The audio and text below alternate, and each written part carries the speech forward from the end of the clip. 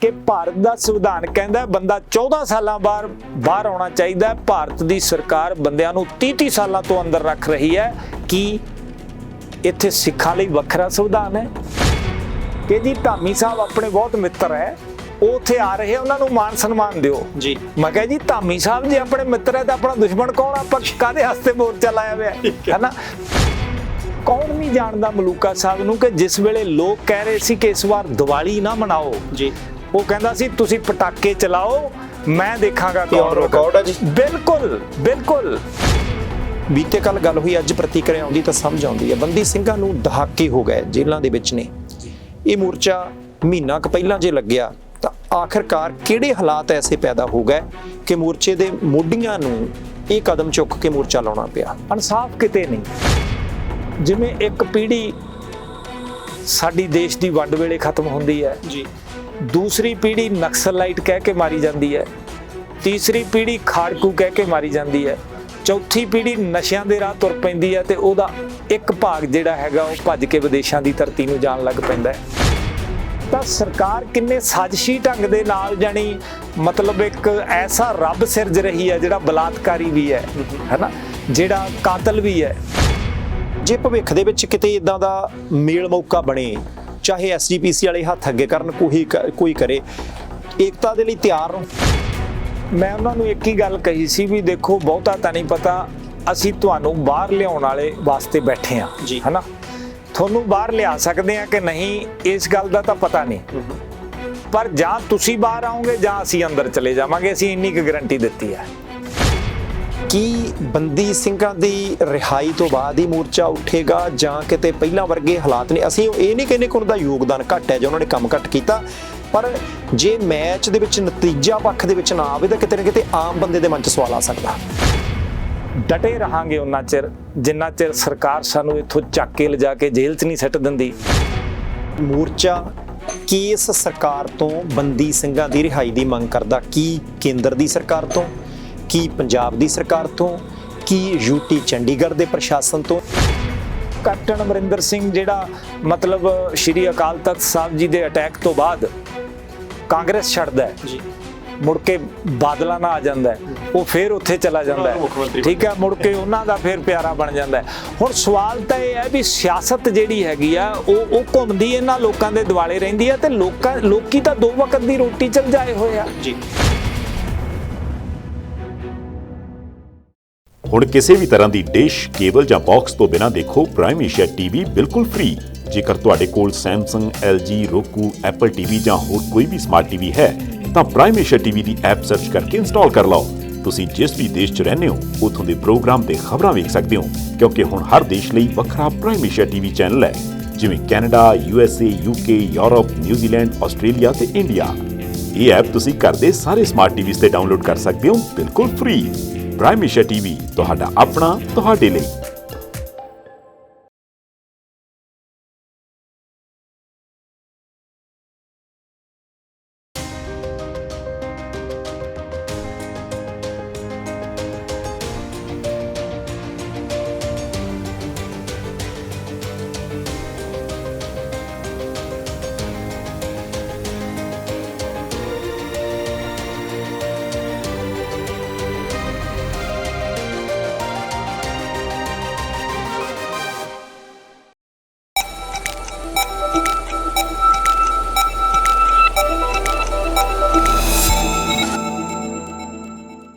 ਸਤਿ ਸ਼੍ਰੀ ਅਕਾਲ ਜੀ, ਤੁਸੀਂ ਦੇਖ ਰਹੇ ਹੋ ਪ੍ਰਾਈਮ ਏਸ਼ੀਆ ਟੀਵੀ। ਮੈਂ ਪਰਮਵੀਰ ਸਿੰਘ ਬਾਠ ਇਸ ਵੇਲੇ ਤੁਹਾਡਾ ਟਰਾਲੀ ਦੇ ਵਿੱਚੋਂ ਸਵਾਗਤ ਕਰ ਰਿਹਾ। ਇਹ ਟਰਾਲੀ ਜਿੱਥੇ ਖੜੀ ਹੈ ਉਸ ਥਾਂ ਦਾ ਨਾਮ ਮੋਹਾਲੀ ਚੰਡੀਗੜ੍ਹ ਹੈ। ਕੌਮੀ ਇਨਸਾਫ ਮੋਰਚਾ ਲੱਗਿਆ ਹੋਇਆ ਬੰਦੀ ਸਿੰਘਾਂ ਦੀ ਰਿਹਾਈ ਦੇ ਲਈ। ਹਫ਼ਤੇ ਕਈ ਹੋ ਗਏ ਨੇ। ਸਥਿਤੀ ਕੀ ਹੈ? ਮੋਰਚਾ ਕਿਉਂ ਲਾਉਣਾ ਪਿਆ? ਬੰਦੀ ਸਿੰਘਾਂ ਦੀ ਰਿਹਾਈ ਦੇ ਕਿੰਨੇ ਕੁ ਅਸਾਰ ਵੱਜੇ ਨੇ? ਜੇ ਸਰਕਾਰਾਂ ਵੱਲੋਂ ਕੋਈ ਪ੍ਰਤੀਕਿਰਿਆ, ਕੋਈ ਰਿਸਪੌਂਸ ਨਹੀਂ ਆਉਂਦਾ, ਹੁੰਗਾਰਾ ਨਹੀਂ ਮਿਲਦਾ, ਇਹ ਮੋਰਚਾ ਕਿੰਨੀ ਕੁ ਦੇਰ ਚੱਲੇਗਾ? ਆਮ ਸੰਗਤ ਵੱਲੋਂ, ਸਿੱਖ ਸੰਗਤ ਵੱਲੋਂ ਇਸ ਮੋਰਚੇ ਦੇ ਪ੍ਰਤੀ ਕੀ ਰੁਝਾਨ ਹੈ ਤੇ ਗੈਰ ਸਿੱਖਾਂ ਦਾ ਨਜ਼ਰੀਆ ਹੁਣ ਤੱਕ ਦਾ ਇਸ ਮੋਰਚੇ ਦੇ ਪ੍ਰਤੀ ਕੀ ਹੈ? ਉਹ ਸਾਰੀਆਂ ਗੱਲਾਂ ਆਪਾਂ ਖੁੱਲ੍ਹ ਕੇ ਕਰਨੀਆਂ, ਕਿਉਂਕਿ ਕਈ ਵਾਰ ਕਈ ਤਰ੍ਹਾਂ ਦੀਆਂ ਐਸੀਆਂ ਗੱਲਾਂ ਬਾਤਾਂ, ਚਰਚਾਵਾਂ ਵੀ ਛਿੜ ਕੇ ਸਾਹਮਣੇ ਆਈਆਂ ਨੇ। ਆਪਾਂ ਉਹਨਾਂ ਸਾਰੀਆਂ ਚੀਜ਼ਾਂ ਨੂੰ ਖੋਲ੍ਹ ਕੇ ਗੱਲਬਾਤ ਕਰਾਂਗੇ। ਸਰਦਾਰ ਬਲਵਿੰਦਰ ਸਿੰਘ ਜੀ ਸਾਡੇ ਨਾਲ ਨੇ ਤੇ ਸਰਦਾਰ ਬਲਵਿੰਦਰ ਸਿੰਘ ਹੋਰੀ ਮੋਰਚੇ ਦੇ ਮੋਢੀਆਂ ਦੇ ਵਿੱਚੋਂ ਨੇ ਬਾਕੀ ਮੋਰਚੇ ਦੀ ਬਣਤਰ, ਮੋਰਚੇ ਦੀ ਪ੍ਰਬੰਧਕ ਕਮੇਟੀ, ਉਹ ਸਾਰੀ ਗੱਲਬਾਤ ਆਪਾਂ ਇਹਨਾਂ ਦੇ ਨਾਲ ਕਰਾਂਗੇ। ਸਰਦਾਰ ਸਾਹਿਬ ਸਤਿ ਸ਼੍ਰੀ ਅਕਾਲ ਜੀ, ਵਾਹਿਗੁਰੂ ਜੀ ਕਾ ਖਾਲਸਾ, ਵਾਹਿਗੁਰੂ ਜੀ ਕੀ ਫਤਿਹ ਜੀ। ਸਰਦਾਰ ਸਾਹਿਬ, ਸਭ ਤੋਂ ਪਹਿਲਾਂ ਤਾਂ ਮੈਂ ਇਹ ਜ਼ਰੂਰ ਪੁੱਛਣਾ ਚਾਹੁੰਦਾ ਕਿ ਲੋੜ ਕੀ ਪਈ, ਕਿਉਂਕਿ ਇੱਕ ਹੁੰਦੀ ਕਿ ਕੋਈ ਬੀਤੇ ਕੱਲ ਗੱਲ ਹੋਈ ਹੈ, ਅੱਜ ਉਹਦੀ ਪ੍ਰਤੀਕਿਰਿਆ ਆਵੇ ਜੀ, ਤਾਂ ਜੇ ਅੱਜ ਬੀਤੇ ਕੱਲ ਗੱਲ ਹੋਈ, ਅੱਜ ਪ੍ਰਤੀਕਿਰਿਆ ਆਉਂਦੀ ਤਾਂ ਸਮਝ ਆਉਂਦੀ ਹੈ। ਬੰਦੀ ਸਿੰਘਾਂ ਨੂੰ ਦਹਾਕੇ ਹੋ ਗਏ, ਜੇਲ੍ਹਾਂ ਦੇ ਵਿੱਚ ਨੇ। ਇਹ ਮੋਰਚਾ ਮਹੀਨਾ ਕੁ ਪਹਿਲਾਂ ਜੇ ਲੱਗਿਆ ਤਾਂ ਆਖਿਰਕਾਰ ਕਿਹੜੇ ਹਾਲਾਤ ਐਸੇ ਪੈਦਾ ਹੋ ਗਏ ਕਿ ਮੋਰਚੇ ਦੇ ਮੋਢੀਆਂ ਨੂੰ ਇਹ ਕਦਮ ਚੁੱਕ ਕੇ ਮੋਰਚਾ ਲਾਉਣਾ ਪਿਆ? ਦੇਖੋ, ਇਸ ਮੋਰਚੇ ਦੀਆਂ ਜਿਹੜੀਆਂ ਜੜ੍ਹਾਂ ਨੇ, ਇਸ ਮੋਰਚੇ ਦੀ ਜਿਹੜੀ ਵਜ੍ਹਾ ਹੈ, ਉਹ ਕਈ ਦਹਾਕਿਆਂ ਤੋਂ ਪੰਜਾਬ ਦੇ ਪਿੰਡੇ ਉੱਤੇ ਕੀਤੇ ਜਾ ਰਹੇ ਜ਼ੁਲਮ ਕਰਕੇ ਇਹ ਮੋਰਚਾ ਲੱਗਦਾ ਹੈ। ਇਹ ਜਿਹੜਾ ਮੋਰਚਾ ਹੈ, ਚੱਬੇ ਦੀ ਧਰਤੀ ਦੇ ਉੱਤੇ ਜਦੋਂ ਸੰਗਤ ਜੁੜਦੀ ਹੈ, ਕਿਉਂਕਿ 1 ਜੂਨ 2015 ਨੂੰ ਜੀ ਬੁਰਜ ਜਵਾਰ ਸਿੰਘ ਵਾਲਾ ਵਿੱਚੋਂ ਸ੍ਰੀ ਗੁਰੂ ਗ੍ਰੰਥ ਸਾਹਿਬ ਜੀ ਦੇ ਸਰੂਪ ਚੋਰੀ ਹੁੰਦੇ ਆ, ਔਰ ਉਸ ਤੋਂ ਪਹਿਲਾਂ ਸੌਦਾ ਸਾਧ ਦੇ ਨਾਲ ਕਿਸ ਤਰ੍ਹਾਂ ਮਤਲਬ ਉਹ ਗੁਰੂ ਗੋਬਿੰਦ ਸਿੰਘ ਜੀ ਦੀ ਪੋਸ਼ਾਕ ਪਾ ਕੇ ਇੱਕ ਬਰਤਾਂਤ ਸਿਰਜਣ ਦਾ ਕੋਸ਼ਿਸ਼ ਕਰਦੇ ਹੈਗੇ ਆ, ਉਹਨਾਂ ਤੇ ਮੁਕੱਦਮਾ ਦਰਜ ਹੁੰਦਾ ਹੈ, ਫਿਰ ਉਹਨਾਂ ਦੀ ਇੱਕ ਫਿਲਮ ਆਉਂਦੀ ਹੈ, ਤਾਂ ਕਿਸ ਤਰ੍ਹਾਂ ਸਾਡੀ ਉਹ ਪੰਥਕ ਸਰਕਾਰ ਉਹਨਾਂ ਦੇ ਨਾਲ ਸਮਝੌਤੇ ਕਰਦੀ ਤੁਰੀ ਜਾਂਦੀ ਹੈ, ਕਦੇ ਉਹਨਾਂ ਤੇ ਦਬਾਅ ਪਾਉਂਦੀ ਹੈ, ਕਦੇ ਉਹਦੇ ਨਾਲ ਵੋਟਾਂ ਦੀ ਖਾਤਰ ਉਹ ਕੇਸ ਵਾਪਸ ਲੈਂਦੀ ਹੈ। ਤਾਂ ਉਹ ਛੋਟੇ-ਛੋਟੇ ਗਿਲੇ ਸ਼ਿਕਵੇ, ਉਹ ਜ਼ਖਮ ਜਿਹੜੇ ਕਦੇ 1978 ਦੇ ਵਿੱਚ ਬੜੇ ਡੂੰਘੇ ਜ਼ਖਮ ਸੀ, ਜੀ ਜਿਸ ਵੇਲੇ 13 ਅਪ੍ਰੈਲ 1978 ਨੂੰ ਸੰਤ ਜਰਨੈਲ ਸਿੰਘ ਖਾਲਸਾ ਪਿੰਡਰਾਂ ਵਾਲਿਆਂ ਦੇ ਸਮੇਂ ਦੇ ਉੱਤੇ ਉਹ ਘਟਨਾ ਵਾਪਰਦੀ ਹੈ, ਜਿਹਦੇ 'ਚ 13 ਸਿੱਖ ਸ਼ਹੀਦ ਕੀਤੇ ਜਾਂਦੇ ਹੈ। ਔਰ ਉਸ ਤੋਂ ਬਾਅਦ ਹੌਲੀ-ਹੌਲੀ ਚੱਲਦਾ ਸ਼੍ਰੀ ਅਕਾਲ ਤਖਤ ਸਾਹਿਬ ਉੱਤੇ ਹਮਲਾ ਹੁੰਦਾ ਹੈ। ਉਸ ਤੋਂ ਬਾਅਦ 84 ਜਿਹੜੀ ਹੈ ਸਿੱਖਾਂ ਦੀ ਨਸਲਕੁਸ਼ੀ ਹੁੰਦੀ ਹੈ। ਉਸ ਤੋਂ ਬਾਅਦ 95 ਤੱਕ ਜਿਹੜਾ ਹੈ ਅਤਿਆਚਾਰ ਹੋਣਾ ਤੇ 25,000 ਅਣਪਛਾਤੀਆਂ ਲਾਸ਼ਾਂ ਦਾ ਜਿਹੜਾ ਹੈਗਾ ਉਹ ਖਰੜਾ ਤਿਆਰ ਹੁੰਦਾ ਹੈ। ਭਾਈ ਜਸਵੰਤ ਸਿੰਘ ਖਾਲੜਾ ਜਿਹੜੇ ਮਤਲਬ ਪੂਰੀ ਤਰ੍ਹਾਂ ਉਹਦੇ ਵਿੱਚ ਡੁੱਬ ਕੇ ਇੱਕ ਜਿਉਂਦੇ ਸ਼ਹੀਦ ਦੀ ਤਰ੍ਹਾਂ ਉਹ ਕਾਰਜ ਕਰਦੇ ਹੈ। ਦੇਖੋ, ਅੱਜ ਮੈਨੂੰ ਕਈ ਵਾਰੀ ਹਾਸਾ ਆਉਂਦਾ ਹੈ ਜਦੋਂ ਬਲਵਿੰਦਰ ਸਿੰਘ ਕਾਮਰੇਡ ਕਿਹਾ ਜਾਂਦਾ ਹੈ ਜੀ, ਤੇ ਉਹ ਵੀ ਮਤਲਬ ਕਾਮਰੇਡ ਕਮਿਊਨਿਸਟ ਧਿਰ ਦੇ ਨਾਲ ਸੰਬੰਧਿਤ ਸੀ, ਖਾਲੜਾ ਸਾਹਿਬ। ਠੀਕ ਹੈ। ਉਸ ਤੋਂ ਬਾਅਦ ਉਹ ਅਕਾਲੀ ਦਲ ਦੇ ਨਾਲ ਜਾਂਦੇ ਆ, ਤਾਂ ਉਹ ਪੂਰੀ ਤਹਿ ਤੱਕ ਜਾ ਕੇ ਜਦੋਂ 25,000 ਲਾਸ਼ਾਂ ਦੀ ਜਾਣਕਾਰੀ ਜਿਹੜੀ ਆ ਉਹ ਜਨਤਕ ਕਰਦੇ ਆ, ਤਾਂ ਫਿਰ ਉਹ ਵੀ ਇੱਕ ਅਣਪਛਾਤੀ ਲਾਸ਼ ਬਣਾ ਦਿੱਤੇ ਜਾਂਦੇ ਆ। ਇਨਸਾਫ ਕਿਤੇ ਨਹੀਂ। ਠੀਕ ਹੈ। 1997 ਦੇ ਵਿੱਚ ਟਰੁੱਥ ਕਮਿਸ਼ਨ ਦੇ ਨਾਂ ਦੇ ਉੱਤੇ, ਸਿੱਖਾਂ ਨੂੰ ਇਨਸਾਫ ਦੇਣ ਦੇ ਨਾਂ ਦੇ ਉੱਤੇ ਇੱਕ ਪੰਥਕ ਸਰਕਾਰ ਪ੍ਰਕਾਸ਼ ਸਿੰਘ ਬਾਦਲ ਹੋਰਾਂ ਦੇ ਅਗਵਾਈ 'ਚ ਹੋਂਦ 'ਚ ਆਉਂਦੀ ਹੈ। ਪਰ ਉਸ ਤੋਂ ਬਾਅਦ ਕਿਵੇਂ ਮਤਲਬ ਬੀਬੀ ਖਾਲੜਾ ਜੇ ਜਾਂਦੇ ਆ ਤਾਂ ਉਹਨਾਂ ਨੂੰ ਕਿਹਾ ਜਾਂਦਾ ਬੀਬੀ ਜੀ ਭੁੱਲ ਜਾਓ, ਤੁਸੀਂ ਹੁਣ ਜਿਹੜਾ ਮਤਲਬ ਕੋਈ ਅਹੁਦਾ ਲੈਣਾ ਤੇ ਲੈ ਲਓ, ਹੈ ਨਾ। ਉਹ ਆਪਾਂ ਨੂੰ ਬੀਬੀ ਖਾਲੜਾ ਜੀ ਹੋਰਾਂ ਨੇ, ਪਰਮਜੀਤ ਕੌਰ ਖਾਲੜਾ ਨੇ ਦੱਸਿਆ, ਸਾਰੇ ਜਾਣਦੇ ਆ। ਕਿਸ ਤਰ੍ਹਾਂ ਭਾਈ ਗੁਰਦੇਵ ਸਿੰਘ ਕੌਂਕੇ ਹੋਰਾਂ ਦਾ ਜਿਹੜਾ ਮਤਲਬ ਉਹਨਾਂ ਨੂੰ ਝੂਠੇ ਪੁਲਿਸ ਮੁਕਾਬਲੇ ਦੇ ਵਿੱਚ ਮਾਰ ਦਿੱਤਾ ਜਾਂਦਾ ਹੈ। ਉਹ ਇੱਕ ਰੱਬੀ ਰੂਹ ਜਿਹੜੇ ਕਿ ਸ਼੍ਰੀ ਅਕਾਲ ਤਖਤ ਸਾਹਿਬ ਜੀ ਦੇ ਐਕਟਿੰਗ ਜਥੇਦਾਰ ਸੀ, ਔਰ ਉਹਦੀ ਜਿਹੜੀ ਤਵਾੜੀ ਕਮਿਸ਼ਨ ਬਣਿਆ, ਉਹਦੀ ਜਿਹੜੀ ਰਿਪੋਰਟ ਸੀ, ਉਹਦੇ ਉੱਤੇ ਵਿਧਾਨ ਸਭਾ 'ਚ ਗੱਲ ਹੁੰਦੀ ਹੈ ਤੇ ਉਹ ਠੱਪ ਦਿੱਤੀ ਜਾਂਦੀ ਹੈ, ਔਰ ਉਹਦੀ ਰਿਪੋਰਟ ਤੱਕ ਜਨਤਕ ਨਹੀਂ ਕੀਤੀ ਜਾਂਦੀ।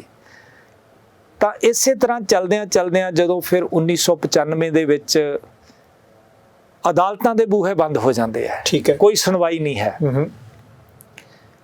ਦੂਜੇ ਬੰਨੇ ਸਾਡੇ ਕੋਲੇ ਵਿਧਾਇਕ ਹੁੰਦੇ ਆ, ਅਸੀਂ ਉਹਨਾਂ ਦੇ ਕੋਲੇ ਜਾਣਾ ਹੁੰਦਾ ਹੈ। ਉਹ ਉਸ ਸਾਰੀ ਮਸ਼ੀਨਰੀ ਦਾ ਹਿੱਸਾ ਬਣ ਜਾਂਦੇ ਆ ਜਿਹੜੀ ਮਸ਼ੀਨਰੀ ਜਾਣੀ ਝੂਠੇ ਪੁਲਿਸ ਮੁਕਾਬਲੇ ਬਣਾਉਣ ਦੇ ਵਿੱਚ ਲੱਗੀ ਹੋਈ ਹੈ, ਜਾਣੀ ਪੰਜਾਬ ਦੀ ਲੀਡਰਸ਼ਿਪ। ਬਿਲਕੁਲ ਟੋਟਲ ਪੰਜਾਬ ਦੀ ਲੀਡਰਸ਼ਿਪ, ਕੋਈ ਕਿਤੇ ਸੁਣਵਾਈ ਨਹੀਂ ਹੁੰਦੀ। ਔਰ ਉਦੋਂ ਜਗਤਾਰ ਸਿੰਘ ਹਵਾਰਾ ਹੁਰੀ ਜਿਹੜਾ ਕਦਮ ਚੱਕਦੇ ਆ, ਇਹਨਾਂ ਦੇ ਸਾਥੀ ਭਾਈ ਦਿਲਾਵਰ ਸਿੰਘ, ਸ਼ਹੀਦ ਭਾਈ ਦਿਲਾਵਰ ਸਿੰਘ, ਤਾਂ ਇਹ ਸਾਰੇ ਬੰਦੇ ਜਿਹੜੇ ਹੈਗੇ ਆ, ਇਹ ਮਤਲਬ ਇਕੱਠੇ ਹੋ ਕੇ ਜਿਹੜਾ ਈਵੈਂਟ ਕਰਦੇ ਆ, ਉਹ ਇੱਕ ਐਸਾ ਸਿੰਬੋਲਿਕ ਕਤਲ ਸੀ ਜਿਹਦੇ ਨਾਲ ਮਤਲਬ ਉਹ ਜ਼ੁਲਮ ਦੀ ਜਿਹੜੀ ਝੁੱਲ ਰਹੀ ਹਨੇਰੀ ਸੀ, ਉਹਨੂੰ ਇੱਕ ਵਾਰ ਠੱਲ ਪੈ ਜਾਂਦੀ ਹੈ। ਕਿਉਂਕਿ ਉਹ ਸ਼ਾਸਕ ਜਿਹੜੇ ਲੋਕਾਂ ਤੋਂ ਲੋਕਤੰਤਰ ਦੇ ਨਾਂ ਤੇ, ਹਾਲਾਂਕਿ ਬੇਅੰਤ ਸਿੰਘ ਦੀ ਸਰਕਾਰ ਜਿਹੜੀ ਹੈਗੀ ਉਹ ਤਾਂ 5% ਵੋਟਾਂ ਨਾਲ ਬਣੀ ਸੀ, ਹੈ ਨਾ। 95% ਦੀ ਲੋਕਾਂ ਨੇ ਤਾਂ ਵੋਟਾਂ ਪਾਈਆਂ ਹੀ ਨਹੀਂ ਸੀ, ਕਿਉਂਕਿ ਅਕਾਲੀ ਦਲ ਨੇ ਬਾਈਕਾਟ ਕੀਤਾ। ਇਸੇ ਤਰ੍ਹਾਂ ਮਤਲਬ ਜਿਹੜਾ ਸੀਗਾ ਖਾੜਕੂ ਜਥੇਬੰਦੀਆਂ ਦਾ ਉਦੋਂ ਦਬਾਅ ਸੀ ਜੀ, ਕੁਛ ਵੋਟਾਂ ਨਾ ਪਾਉਣ ਦੀ ਕਾਲ ਆਈ, ਤਾਂ ਉਹ ਜਿਹੜੀ ਸਰਕਾਰ ਬਣਦੀ ਆ ਉਹ ਜ਼ੁਲਮ ਦੀ ਹਨੇਰੀ ਚਲਾ ਦਿੰਦੀ ਹੈ ਨਾ। ਤਾਂ ਜਿਸ ਤਰ੍ਹਾਂ ਕੇਂਦਰ ਕਹਿੰਦਾ ਹੈ ਸਾਰੇ ਮਤਲਬ ਜਿਹੜੇ ਹੈਗੇ ਆ ਇੱਥੇ ਕੰਮ ਕੀਤੇ ਜਾਂਦੇ ਆ, ਲੋਕਾਂ ਨੂੰ ਘਰਾਂ ਚੋਂ ਚੱਕ ਕੇ ਮਾਰਿਆ ਜਾਂਦਾ ਹੈ।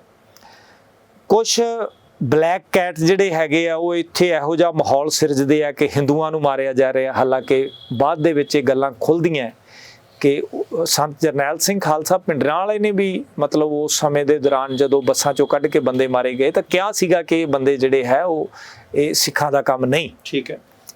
ਤਾਂ ਇੱਕ ਐਸਾ ਮਾਹੌਲ ਬਣਾਇਆ ਜਾਂਦਾ ਹੈ, ਕਹਿ ਲਓ ਕਿ ਨਫ਼ਰਤ ਦੇ ਬੀਜ ਕੇ ਫਿਰਕਾ ਪ੍ਰਸਤੀ ਦੇ ਨਾਲ ਜਿਹੜੀ ਵੋਟਾਂ ਦੀ ਫਸਲ ਵੱਢਣ ਦਾ ਸਿਲਸਿਲਾ ਗਾਂਧੀ ਪਰਿਵਾਰ ਸ਼ੁਰੂ ਕਰਦਾ ਹੈ। ਤਾਂ ਜਿਹੜਾ ਕਿ ਉਸ ਤੋਂ ਬਾਅਦ 2002 ਚ ਜਾ ਕੇ ਇੱਕ ਵੱਡੀ ਘੱਟ ਗਿਣਤੀ ਤੇ ਉੱਤੇ ਇੱਕ ਦੇਸ਼ ਦੀ ਦੂਜੀ ਜਿਹੜੀ ਪਾਰਟੀ ਹੈਗੀ ਆ ਭਾਜਪਾ, ਹੈ ਨਾ, ਉਹ ਉਹਨੂੰ ਉਸੇ ਤਰ੍ਹਾਂ ਉਹ ਬਰਤਾਂਤ ਸਿਰਜਦੀ ਹੈ ਇੱਕ ਨੈਰੇਟਿਵ ਬਣਾ ਕੇ। ਤਾਂ ਆਪਾਂ ਸਾਰੇ ਦੇਖਦੇ ਹਾਂ ਕਿ ਇਹਦਾ ਬੀਜ ਜਿਹੜਾ ਹੈਗਾ ਇਹ ਉੱਥੇ ਹੀ ਪਿਆ ਹੈਗਾ। ਔਰ ਅੱਗੇ ਆ ਕੇ ਜਿਸ ਵੇਲੇ ਜਥੇਦਾਰ ਜਗਤਾਰ ਸਿੰਘ ਹਵਾਰਾ ਤੇ ਉਹਨਾਂ ਦੇ ਸਾਥੀ ਉਸ ਘਟਨਾ ਨੂੰ ਅੰਜਾਮ ਦਿੰਦੇ ਆ, ਜੇਲ੍ਹਾਂ 'ਚ ਚਲੇ ਜਾਂਦੇ ਆ, ਤਾਂ ਫਿਰ ਪੰਜਾਬ ਦੇ ਵਿੱਚ ਇੱਕ ਤਰ੍ਹਾਂ ਡਰ ਤੇ ਭੈ ਨਾਲ ਸੁੰਨ ਪਸਰ ਜਾਂਦੀ ਹੈ। ਜਿਵੇਂ ਇੱਕ ਪੀੜ੍ਹੀ ਸਾਡੀ ਦੇਸ਼ ਦੀ ਵੰਡ ਵੇਲੇ ਖਤਮ ਹੁੰਦੀ ਹੈ ਜੀ, ਦੂਸਰੀ ਪੀੜ੍ਹੀ ਨਕਸਲਾਈਟ ਕਹਿ ਕੇ ਮਾਰੀ ਜਾਂਦੀ ਹੈ, ਤੀਸਰੀ ਪੀੜ੍ਹੀ ਖਾੜਕੂ ਕਹਿ ਕੇ ਮਾਰੀ ਜਾਂਦੀ ਹੈ, ਚੌਥੀ ਪੀੜ੍ਹੀ ਨਸ਼ਿਆਂ ਦੇ ਰਾਹ ਤੁਰ ਪੈਂਦੀ ਹੈ ਤੇ ਉਹਦਾ ਇੱਕ ਭਾਗ ਜਿਹੜਾ ਹੈਗਾ ਉਹ ਭੱਜ ਕੇ ਵਿਦੇਸ਼ਾਂ ਦੀ ਧਰਤੀ ਨੂੰ ਜਾਣ ਲੱਗ ਪੈਂਦਾ ਹੈ। ਤਾਂ ਪੰਜਾਬ ਦਾ ਜਿਹੜਾ ਉਜਾੜਾ ਹੈਗਾ ਉਹ ਆਪਾਂ ਸਾਰਾ ਅੱਖਾਂ 'ਚ ਦੇਖਦੇ ਆ। ਔਰ ਹੌਲੀ ਹੌਲੀ ਕਰਕੇ ਪਰਤਾਂ ਖੁੱਲ੍ਹਦੀਆਂ, ਕਿਤਾਬਾਂ ਲਿਖੀਆਂ ਜਾਂਦੀਆਂ ਨੇ ਔਰ ਦੇਸ਼ ਦੇ ਵਿੱਚ ਹੋਰ ਘਟਨਾਵਾਂ ਹੁੰਦੀਆਂ, ਜਿਵੇਂ ਮੰਨ ਲਓ ਇਹਨਾਂ ਨੂੰ ਸਿੰਘਾਂ ਨੂੰ ਪਰੋਲ ਹੀ ਨਹੀਂ ਦਿੱਤੀ ਜਾਂਦੀ। ਤਾਂ ਇਹ ਲੜਾਈ ਅੱਜ ਨਹੀਂ ਸ਼ੁਰੂ ਕੀਤੀ ਗਈ। ਭਾਈ ਗੁਰਬਖਸ਼ ਸਿੰਘ ਬੈਠਦੇ ਹੈ ਤਾਂ ਪਹਿਲੀ ਵਾਰੀ ਪੰਜਾਬ ਦੇ ਵਿੱਚ ਪਰੋਲ ਮਿਲਣੀਆਂ ਸ਼ੁਰੂ ਹੁੰਦੀਆਂ ਔਰ ਉਹ 2013 ਦੇ ਅਖੀਰ ਦੇ ਵਿੱਚ ਜਾ ਕੇ ਬੈਠਦੇ ਹੈ। ਉਸ ਤੋਂ ਬਾਅਦ ਉਹਨਾਂ ਦੀ ਸ਼ਹਾਦਤ ਹੁੰਦੀ ਹੈ। ਫਿਰ ਉਦੋਂ ਵੀ ਉਹਨਾਂ ਦੇ ਨਾਲ ਕਿਵੇਂ ਠੱਗੀ ਮਾਰੀ ਜਾਂਦੀ ਹੈ ਕਿ ਪੰਥਕ ਸਰਕਾਰ ਹੈ, ਅਕਾਲ ਤਖਤ ਸਾਹਿਬ ਦੇ ਜਥੇਦਾਰ ਵਿੱਚ ਮਤਲਬ ਸੂਤਰਧਾਰ ਬਣ ਕੇ ਸਮਝੌਤਾ ਕਰਾਉਂਦੇ ਹੈ ਤੇ ਸਰਕਾਰ ਜਿਹੜੀ ਹੈਗੀ ਹੈ ਇਹ ਸਾਰੇ ਮਾਮਲੇ ਫਿਰ ਲਮਕਾ ਦਿੰਦੀ ਹੈ। ਕੁਝ ਬੰਦੀ ਸਿੰਘਾਂ ਦੀ ਰਿਹਾਈ ਜਿਹੜੀ ਹੈਗੀ ਆ ਉਹ ਹੁੰਦੀ ਵੀ ਹੈ। ਤਾਂ ਉਸ ਤੋਂ ਬਾਅਦ ਜਦੋਂ ਬਾਪੂ ਸੂਰਤ ਸਿੰਘ ਬੈਠਦੇ ਆ, ਫਿਰ ਬਾਪੂ ਸੂਰਤ ਸਿੰਘ ਤਕਰੀਬਨ 8 ਸਾਲ ਜਿਹੜਾ ਹੈ ਨੱਕ ਰਾਹੀਂ ਫੀਡ ਲਗਾਤਾਰ ਲੈਂਦੇ ਆ। ਤਾਂ ਉਹ ਹਸਪਤਾਲ ਦੇ ਉਸ ਛੋਟੇ ਜਿਹੇ ਕਮਰੇ 'ਚ ਮੈਨੂੰ ਕਈ ਵਾਰ ਜਾਣ ਦਾ ਮੌਕਾ ਮਿਲਿਆ ਹੈ। ਕਈ ਲੋਕ ਕਹਿੰਦੇ ਆ ਕਿ ਮਤਲਬ ਇੰਨਾ ਚਿਰ ਦਾ ਲੰਬਾ ਮਰਨ ਵਰਤ ਕਿਵੇਂ ਹੋ ਗਿਆ, ਵੱਡਾ ਸਵਾਲ ਖੜਾ ਕਰਦੇ ਆ। ਪਰ ਉਸ ਕਮਰੇ 'ਚ ਰੌਸ਼ਨੀ ਵੀ ਨਹੀਂ ਆਉਂਦੀ ਜਿਸ ਕਮਰੇ 'ਚ ਉਹ DMC ਦੇ ਹਸਪੀਟਲ 'ਚ ਰਹਿ ਰਹੇ ਆ। ਉੱਥੇ ਕੋਈ ਉਹਨਾਂ ਨੂੰ ਮਹੀਨਿਆਂ ਬੱਧੀ ਮਿਲਣ ਤੱਕ ਨਹੀਂ ਜਾਂਦਾ। ਮਤਲਬ ਉਹਨਾਂ ਦੇ ਅੰਦਰ ਕੈਸੀ ਦ੍ਰਿੜਤਾ ਹੈ ਕਿ ਉਹ ਪਾਗਲ ਨਹੀਂ ਹੁੰਦੇ। ਉਹ ਦਿਨ 'ਚ 2-3 ਵਾਰ ਹੁਣ ਟੈਲੀਫੋਨ ਕਰਦੇ ਆ ਕਿਉਂਕਿ ਉਹਨਾਂ ਨੂੰ ਇਸ ਮੋਰਚੇ ਦਾ ਇੰਨਾ ਚਾਅ ਹੈ ਕਿ ਮੈਂ ਇਸ ਮੋਰਚੇ ਦੇ ਵਿੱਚ ਆਉਣਾ ਹੈ। ਤਾਂ ਉਸ ਸਾਰੇ ਕਾਸੇ ਇਹ ਇੱਕ ਲੰਬੀਆਂ ਘਟਨਾਵਾਂ ਦੀ ਲੜੀ ਹੈ। ਫਿਰ ਰਾਜੀਵ ਗਾਂਧੀ ਦੇ ਕਾਤਲਾਂ ਦਾ ਰਿਹਾ ਹੋਣਾ, ਤਾਮਿਲਨਾਡੂ ਦੇ ਵਿਧਾਇਕਾਂ ਵੱਲੋਂ ਉੱਥੇ ਮਤਲਬ ਮਤਾ ਪਾਸ ਕਰਨਾ, ਪਰਾਰੀ ਵਾਲਨ ਦੀ ਜਿਹੜੀ ਰਿਹਾਈ ਹੁੰਦੀ ਹੈ। ਇਸੇ ਤਰ੍ਹਾਂ ਬਲਕਿਸ ਬਾਨੋ ਦੇ ਪਰਿਵਾਰ ਦੇ ਜਿਹੜੇ ਕਾਤਲ ਹੈਗੇ ਆ ਉਹਨਾਂ ਨੂੰ ਸਰਕਾਰ ਕਿਸ ਤਰ੍ਹਾਂ ਕਿੰਨੀ ਬੇਸ਼ਰਮੀ ਨਾਲ ਛੱਡਦੀ ਹੈ, ਪਹਿਲਾਂ ਪਰੋਲਾਂ ਦਿੰਦੀ ਹੈ ਨਾ। ਤੇ ਉਦੋਂ ਬਾਅਦ ਸੌਦਾ ਸਾਧ ਜਿਹੜਾ ਹੈਗਾ ਜਿਹਨੇ ਬਹੁਤ ਕਹਿ ਲਓ ਵੀ ਸਾਜ਼ਿਸ਼ੀ ਕ੍ਰਿਮੀਨਲ ਮਾਈਂਡਡ ਵਿਅਕਤੀ, ਕਨਵਿਕਟਡ ਵਿਅਕਤੀ ਔਰ ਇੱਕ ਮੁਜਰਮਾਨਾ ਬਿਰਤੀ ਦਾ ਬੰਦਾ ਜਿਹਨੇ ਮਤਲਬ ਕਿੰਨੀਆਂ ਸ਼ਰਾਰਤਾਂ ਕੀਤੀਆਂ ਗੁਰੂ ਗੋਬਿੰਦ ਸਿੰਘ ਜੀ ਦਾ ਰੀਸ ਕਰਕੇ, ਅੰਮ੍ਰਿਤ ਤਿਆਰ ਕਰਕੇ ਉਹਨੇ ਉਹ ਕਿੱਡੀ ਵੱਡੀ ਗਲਤੀ ਕੀਤੀ। ਫਿਰ ਮੌੜ ਬੰਬ ਕਾਂਡ ਦੇ ਵਿੱਚ ਛੋਟੇ ਬੱਚੇ ਜਿਹੜੇ ਹੈਗੇ ਆ ਉਹ ਮਰ ਜਾਂਦੇ ਆ। ਉਹ ਬੰਬ ਜਿਹੜਾ ਉਹਦੀਆਂ ਤੰਦਾਂ ਜਿਹੜੀਆਂ ਹੈਗੀਆਂ ਉਹ ਡੇਰੇ ਦੇ ਨਾਲ ਜਾ ਕੇ ਜੁੜਦੀਆਂ। ਉਸ ਤੋਂ ਬਾਅਦ ਮਤਲਬ ਬੱਚੀਆਂ ਨਾਲ ਬਲਾਤਕਾਰ, ਛਤਰਪਤੀ ਇੱਕ ਸੱਚੇ ਸੁੱਚੇ ਪੱਤਰਕਾਰ ਦਾ ਕਤਲ। ਤਾਂ ਉਹ ਬੰਦਾ ਜਿਹੜਾ ਮਤਲਬ ਕਿੰਨਾ ਡਰ ਰਿਹਾ, ਕਿੰਨੇ ਖੌਫ 'ਚ ਹੈ ਜਿਸ ਵੇਲੇ ਉਹਨੂੰ ਸਜ਼ਾ ਹੁੰਦੀ ਹੈ, ਉਹ ਰੋਂਦਾ ਵੀ ਹੈ ਕਿ ਮੈਨੂੰ ਸਜ਼ਾ ਹੋ ਰਹੀ ਹੈ ਨਾ। ਤੇ ਉਸ ਤੋਂ ਬਾਅਦ ਉਹਨੂੰ ਜਦੋਂ ਫੜਿਆ ਜਾਂਦਾ ਹੈ ਤਾਂ ਕਿਸ ਤਰ੍ਹਾਂ ਦਾ ਮਾਹੌਲ ਬਣਦਾ ਹੈ। 35-40 ਲੋਕ ਹੈ ਜਿਹੜੇ ਉਹ ਮਰ ਜਾਂਦੇ ਹੈ, ਜਿਹੜੇ ਉਹਨੂੰ ਰੱਬ ਸਮਝਦੇ ਹੈ ਨਾ। ਤਾਂ ਸਰਕਾਰ ਕਿੰਨੇ ਸਾਜ਼ਿਸ਼ੀ ਢੰਗ ਦੇ ਨਾਲ ਜਾਣੀ ਮਤਲਬ ਇੱਕ ਐਸਾ ਰੱਬ ਸਿਰਜ ਰਹੀ ਹੈ ਜਿਹੜਾ ਬਲਾਤਕਾਰੀ ਵੀ ਹੈ ਨਾ, ਜਿਹੜਾ ਕਾਤਲ ਵੀ ਹੈ। ਤਾਂ ਉਹ ਜਿਹੜਾ ਹੈ ਇਹ ਸਾਰਾ ਕੁਝ ਤੋਂ ਬਾਅਦ ਲੋਕਾਂ ਦੇ ਮਨਾਂ 'ਚ ਇੱਕ ਆਕਰੋਸ਼ ਭਰਦਾ ਜਾਂਦਾ ਹੈ। ਠੀਕ ਹੈ ਨਾ। ਸ਼੍ਰੀ ਗੁਰੂ ਗ੍ਰੰਥ ਸਾਹਿਬ ਜੀ ਦੀਆਂ ਬੇਅਦਬੀਆਂ ਦਾ ਕੋਈ ਇਨਸਾਫ ਨਹੀਂ ਮਿਲਦਾ। ਤਾਂ ਇਹਦੀਆਂ ਸਾਰੀਆਂ ਤਹਿਆਂ ਤੇ ਤੰਦਾਂ ਜਿਹੜੀਆਂ ਹੈਗੀਆਂ ਜੀ, ਉਹ ਹਰ ਉਸ ਹਿਰਦੇ ਨੂੰ ਵਲੂੰਦਰਦੀਆਂ ਆਪਣੇ ਕਲਾਵੇ 'ਚ ਲੈਂਦੀਆਂ ਜਾਂਦੀਆਂ, ਜਿਹੜਾ ਥੋੜੀ ਜੀ ਸੋਚ ਰੱਖਦਾ ਹੈ, ਜਿਹਦੇ ਕੋਲੇ ਥੋੜਾ ਜਿਹਾ ਦਿਮਾਗ ਹੈ।